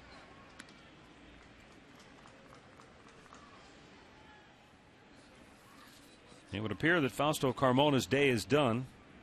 After 6 innings of work, Joe Smith continues to warm in the Tribe bullpen.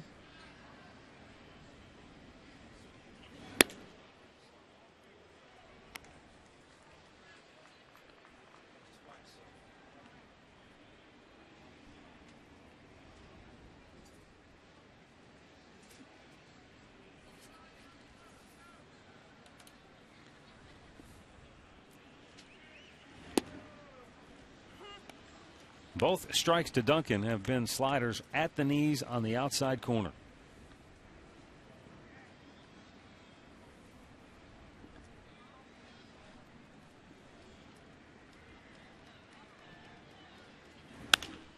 Tried it again. He popped it up. Ramirez, the shortstop, makes the catch. The Indians go 1-2-3. And after 6 complete, it's the Indians 4 and the White Sox 3.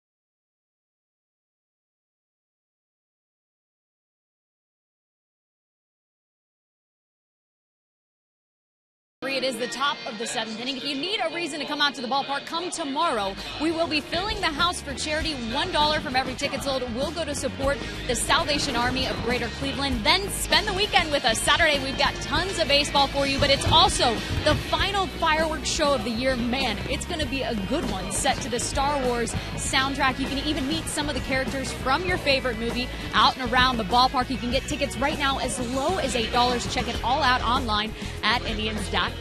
Matt, Rick, we'll send it back up to you guys for now. All right, thanks, Katie. 4-3 Tribe on top. Indians make the call to the bullpen. It's brought to you by Verizon 4G LTE. Rule the air on the most advanced 4G network in the world. Right-hander Joe Smith on for the 67th time this year. 3 wins, 3 losses, an ERA of 1.88. He has struck out 45 and walked just 18 in 62 innings of work. They're going to try and save it for Fausto Carmona. Has been his last 6 starts. Trevor Crow goes into the game. He'll move from center to left, and Carrera goes into the game in center field.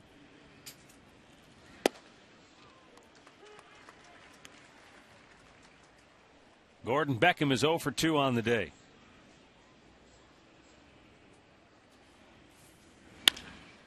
What a play by Joe Smith.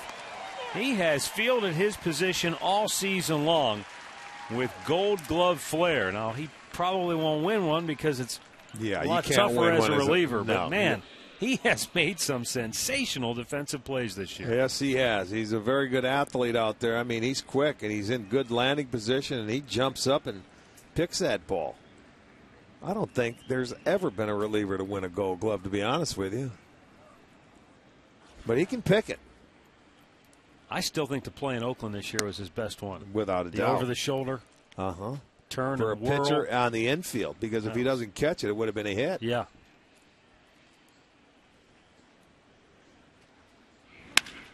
Smashed to short, and Asdrubal Cabrera says, I will win a Gold Glove this year. And that was an outstanding play by Cabrera. And he's made a ton of those all season long. That ball hit right on the nose. But he's able to snag that ball before it gets into the outfield. Stayed up high enough for him. That's a nice play.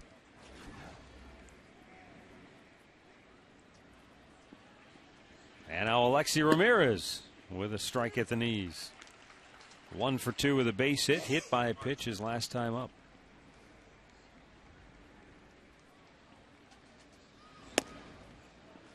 Quickly, it's 0-2. Rafael Perez beginning to loosen in the Tribe pen. As Joe Smith tries to go through the White Sox 1-2-3 here in the 7th. Took off on him. First of 2 here between the Indians and the White Sox. Game 2 coming up at 7:05 p.m. We'll have it for you on Sports Time Ohio right here. Out of play.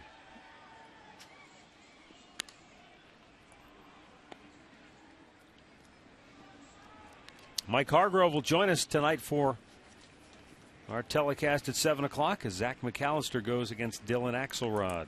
Well, we invited him to do the day game part of this. He said no, he wanted to stay home and take a little nap before he joins us tonight. I'm sure he's studying right now. Going well, over it won't the be over reports. there. He'll be on his way in. No, he's taking a nap. It's only almost 3 o'clock.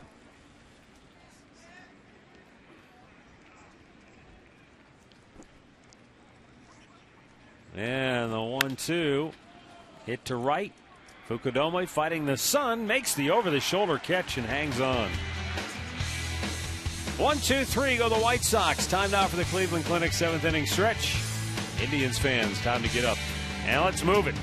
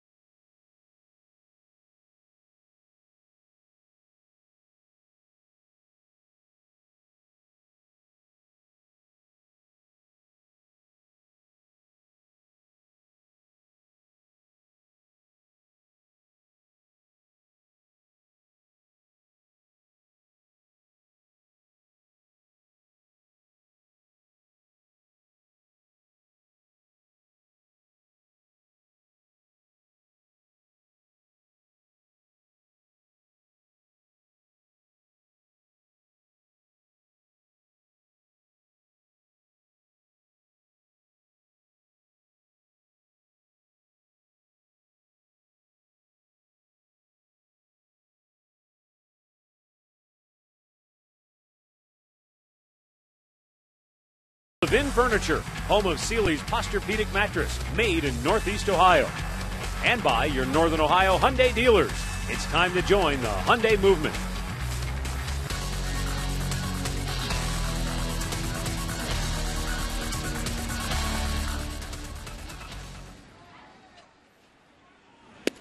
Lonnie Chisenhall leading off the bottom of the seventh, 0 for 2. Takes a strike from Gavin Floyd.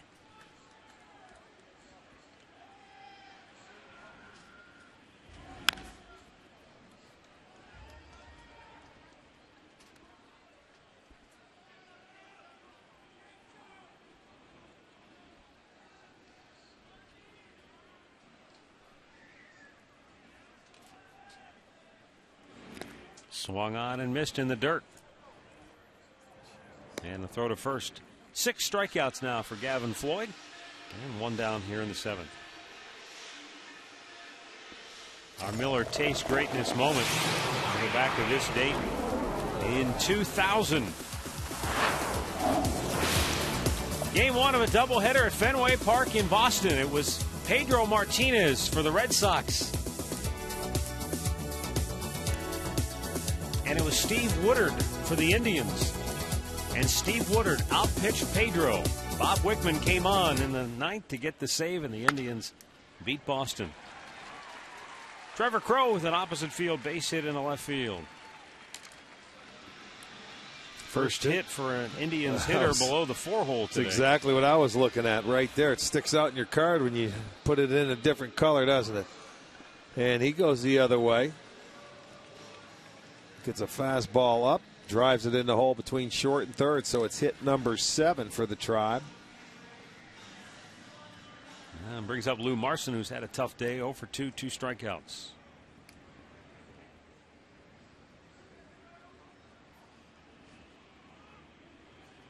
I'd like to see Crowe go ahead and try and steal a base here. The White Sox are thinking along the same lines. With 1 out here, you have a 1-run lead. Looking for a little insurance.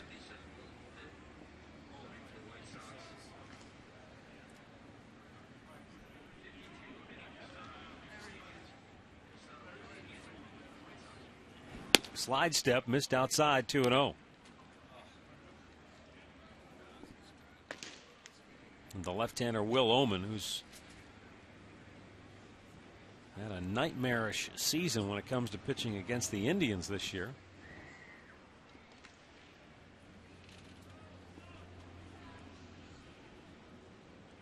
Another slide step, and just did catch the outside corner with that pitch. Yeah, when you make a pitch like that, 2-0, there's not much you can do. You take it as a hitter. But still a good aggressive count to run on here at 2-1. You can see Floyd has allowed 3 home runs this year. First time he's done that. And it's the first time the Indians have hit a home run off him this year. This is start number 5 for Floyd against the Indians. He was 2-0 coming in. Carmona's the guy that is on the hook. He has a chance to win this game.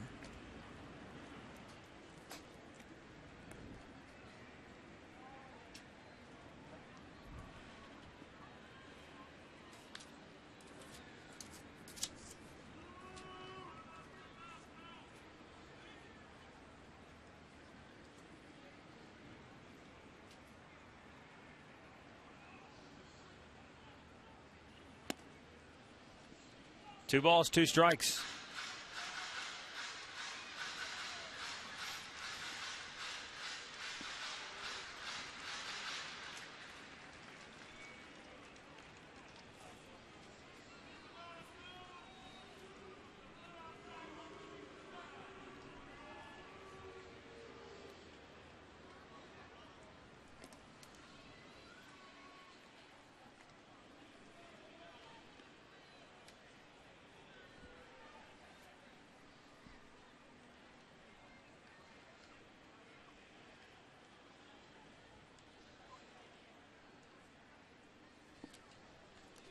Gavin Floyd taking his time. He sets now the 2-2.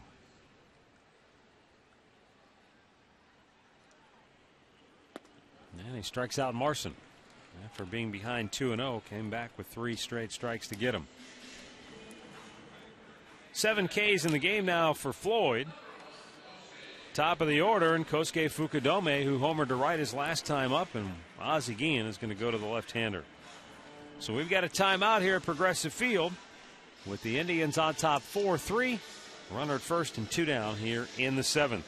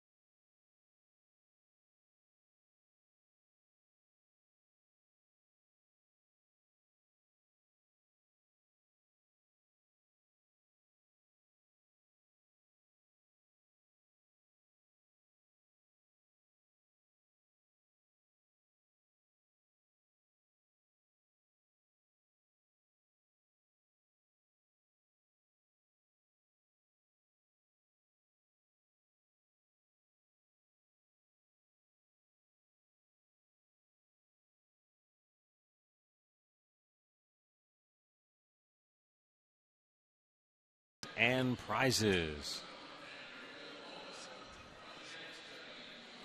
Tribe leading at 4-3 here. Bottom of the 7th, 1 on, 2 out.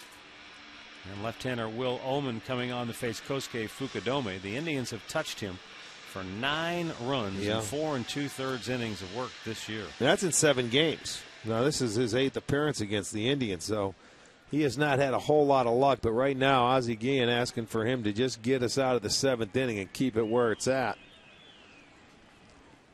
And he's got Fukudome, who homered to right back in the 5th inning. That's the difference in the game at the moment. Hits are even at 7 apiece. White Sox have left 5 on base. Indians have stranded 2.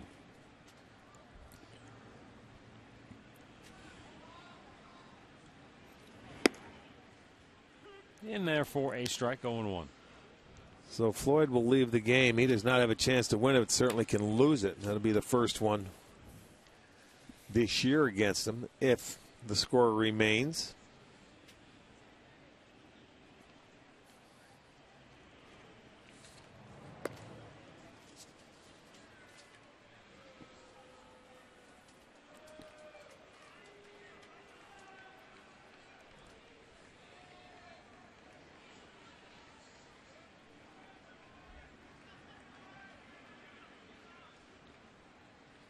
Runner goes. A called strike, throw down, not in time. So Trevor Crowe has himself a steal, his 3rd. And he's in the scoring position with 2 down.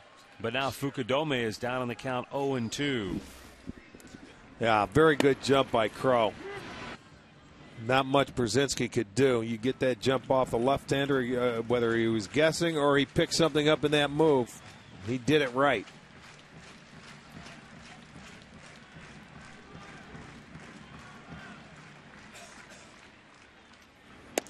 Outside with it, 1-2.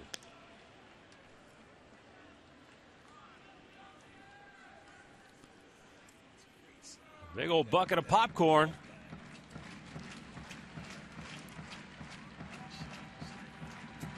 Finish the popcorn, then you go fill it up and wash the car.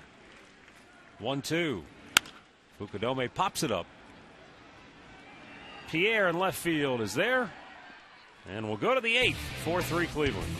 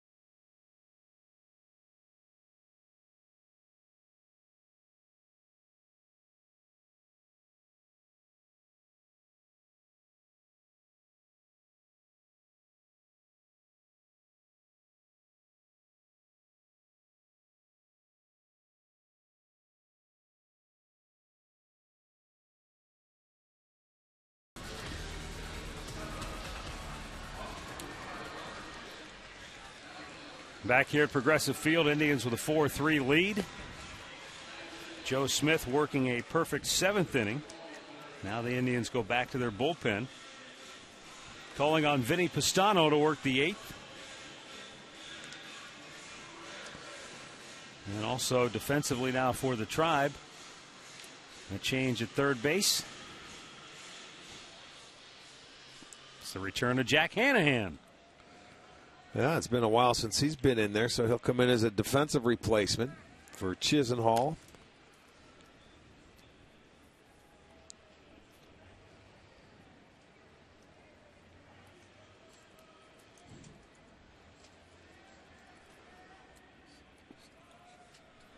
Paul Konerko, 0 for 2 with a walk, leads off, takes a strike.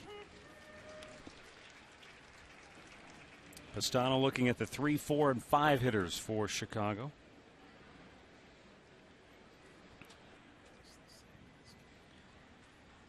Brilliant, bright sunshine here at Progressive Field in this 8th inning. Checked. He didn't go. Saw Fukudome fighting the sun to make the final out of the 7th inning. So you got to imagine that for the center fielder and the right fielder in particular, it's going to be a little tough for any ball hit high in the air.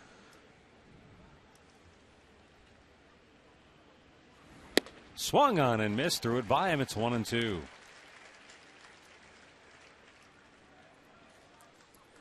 Pistano with 78 strikeouts in his 58 innings. He has been a power guy, and he has had a terrific year. That ball gets on a hitter, I mean in a hurry. Sort of a funky arm angle. Struck him out. Zipped it right past him.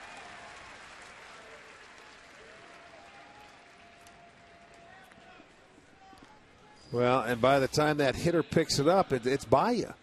You know, you can tell by a hitter's swing on how he picks a baseball up from certain pitchers, and we've seen it all year long against Pistano throughout the league. They just don't pick it up like they do a lot of other guys, and that ball is by them by the time they're ready to get after it. A.J. Pierzynski 1 for 3, bounces it to first base. Santana will take it himself, and we've got 2 down in the 8th. Joe Smith, who made another great play today. This is the one we were talking about, though, back in Oakland. Watch him. Over the shoulder, full sprint right off the mound to make the catch. I like that one. No, I like the Oakland play. What do you like?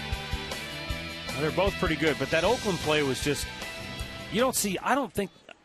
How many pitchers can make that play? I'm thinking maybe 5 in all of baseball are athletic enough. That's an outfielder's play right there. I think Jake Westbrook could make a play like that. I mean, I think I can name 5, and that's about it.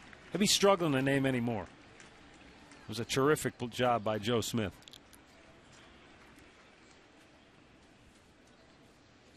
But he's made a lot of those plays on comebackers where he's just leaps high in the air to snag a ball.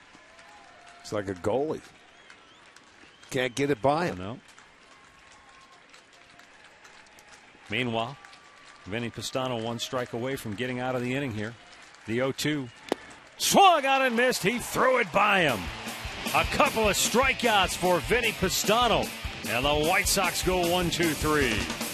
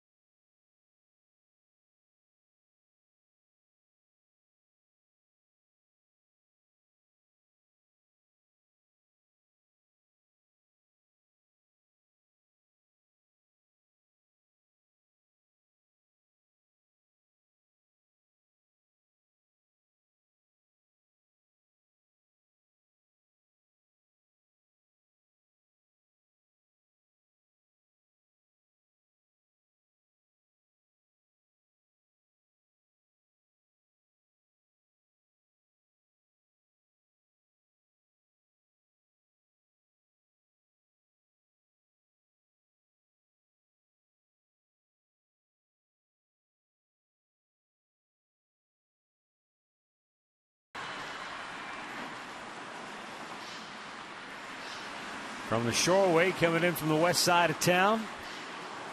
Beautiful afternoon as we play the first of a day-night doubleheader here at Progressive Field between the Indians and the White Sox. Tribe up 4-3, bottom of the 8th.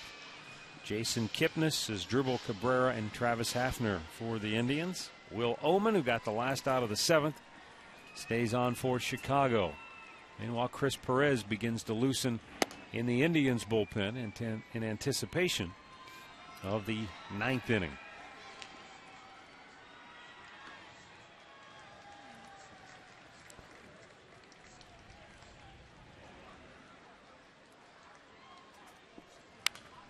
Kipnis fouling it back. 2 for 3 on the day. Bunt single in the first. Stolen base, scored a run. He doubled in the 5th.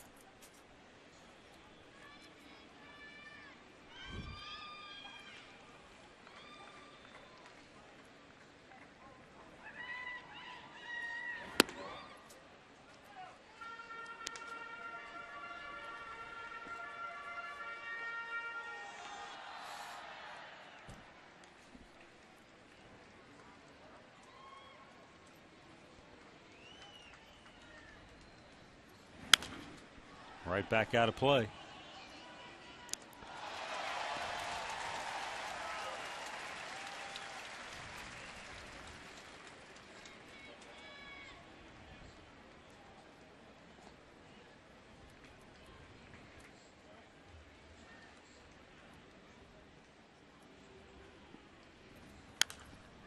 High pitch again. Kipnis trying to get on top of it. Keeps fighting it off. Unbelievable. That last foul ball, that guy in the orange shirt up there caught it. And I'm going to tell you something. He made a nice play. He had an opportunity for the very next foul ball, and he got too cocky. He dropped it. He could have had 2 back-to-back. Would have been really proud of him. How often does that happen at a ballpark? 2 hopper to short. Ramirez throws out Kipnis, 1 down here in the bottom of the 8th. You know, I mean, I'm a little disappointed. He doesn't know we're going to show him on this one. But the first one, I was very proud of him. He made a nice play. There you go. High fives all the way around. You know what? The very next play, he gets another opportunity. Clank. Drops it. Well, you know, it was a little bit farther out. Baloney. No, you got to make the play. He was loose. He was ready. Put the dip in, and can't make the play. Error. It's all right. He's still standing on his 2 feet. That's a win in some ways.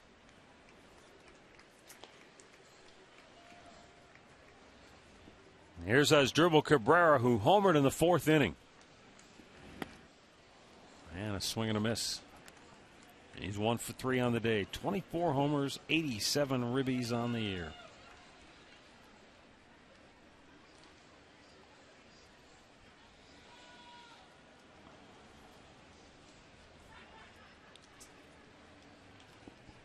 Phillies and Nationals, the only other game going on right now. They're tied at 3 in the 7th at Citizens Bank Ballpark. Bunsen right back to the mound. And an easy out, 2 down.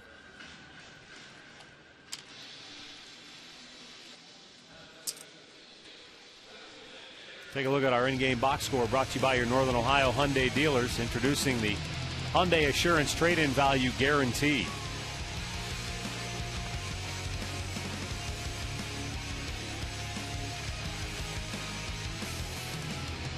The top of the order has done all the damage for the Indians. I tell you, Rick, I got a feeling the reason as Dribble Cabrera laid down a bunt there, he might have hurt himself. You know, on the swing before when he swung and missed, he looked like he was trying to stretch. I can't imagine why else he would have bunted right there unless there was something wrong with him. And he looked like he was holding his side as he went into the dugout off the field. Well, we'll see if he comes back in for the 9th inning. And Rick Jameson was right there to greet him.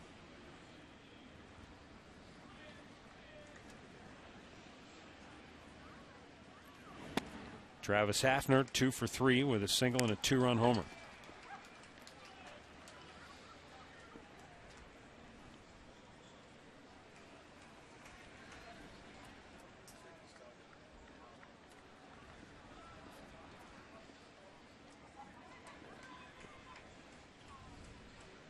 Two-0 pitch with 2 down here in the 8th. Hafner with a hard ground ball, diving stop by Beckham and from his knees. He throws him out. So the Indians go 1-2-3. We will go to the 9th inning.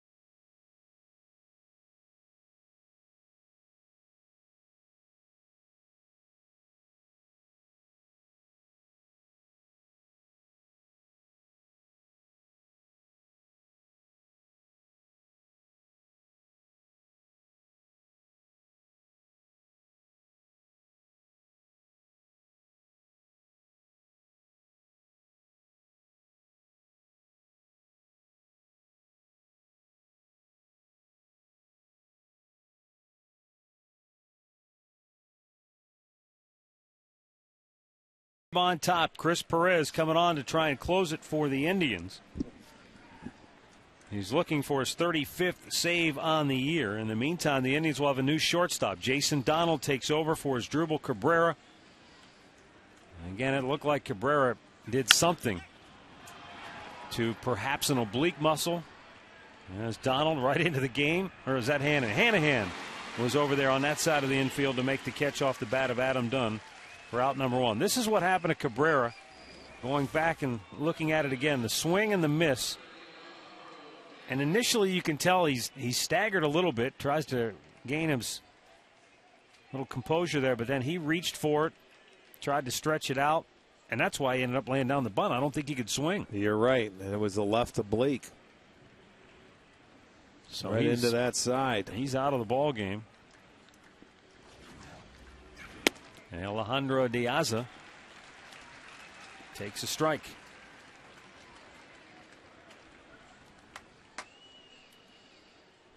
Well, in the 8th inning, Pistano came in. He went through the order.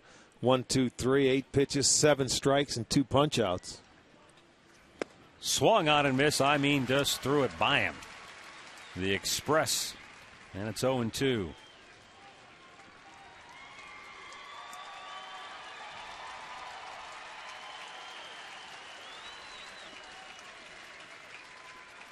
Two-strike pitch. A little bit outside as it ran away from Diaza.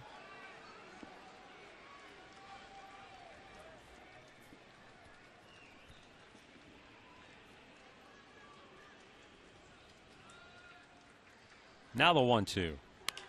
Popped him up. Again, Hanahan, the third baseman, will drift into foul ground. 2 down. And Chris Perez 1 out away from saving a 1-run game for the Tribe here in the 9th inning.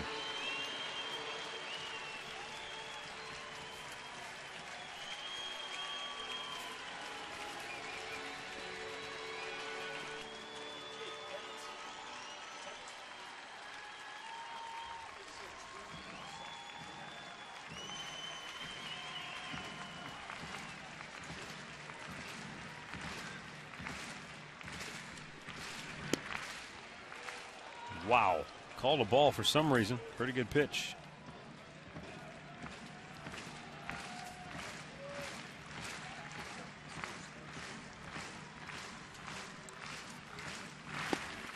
In there for a strike.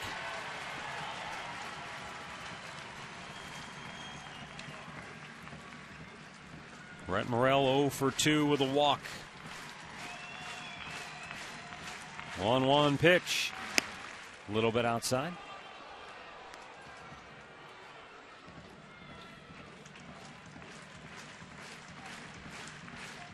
Hits even at 7 apiece. Difference in the game, Kosuke Fukudome's home run. One of 3 hit by the Indians here this afternoon.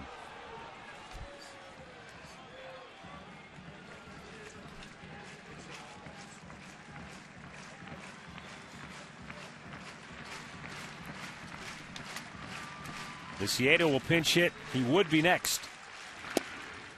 Strike called, full count.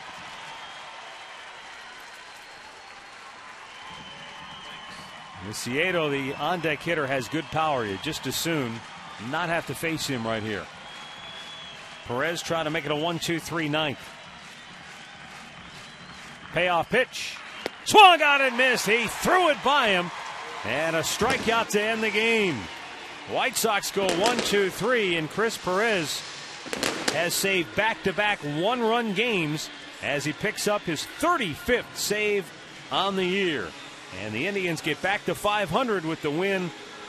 4-3 the final. Indians now 76 and 76 on the year. The loss drops Chicago to 74 and 79 on the season. The winning pitcher is Fausto Carmona. He snaps that 6-start winless streak with his 7th victory on the year against 15 defeats.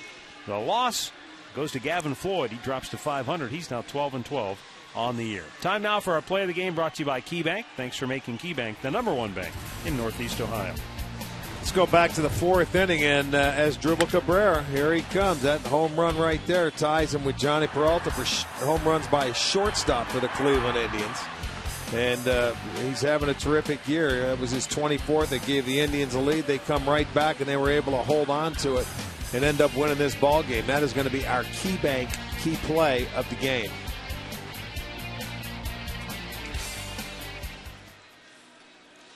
Well, the Indians get the win in the first of this day-night doubleheader against the Chicago White Sox as the Indians bullpen combines to retire the last 11 White Sox hitters in a row. We're back with the Conrad's postgame show coming up next.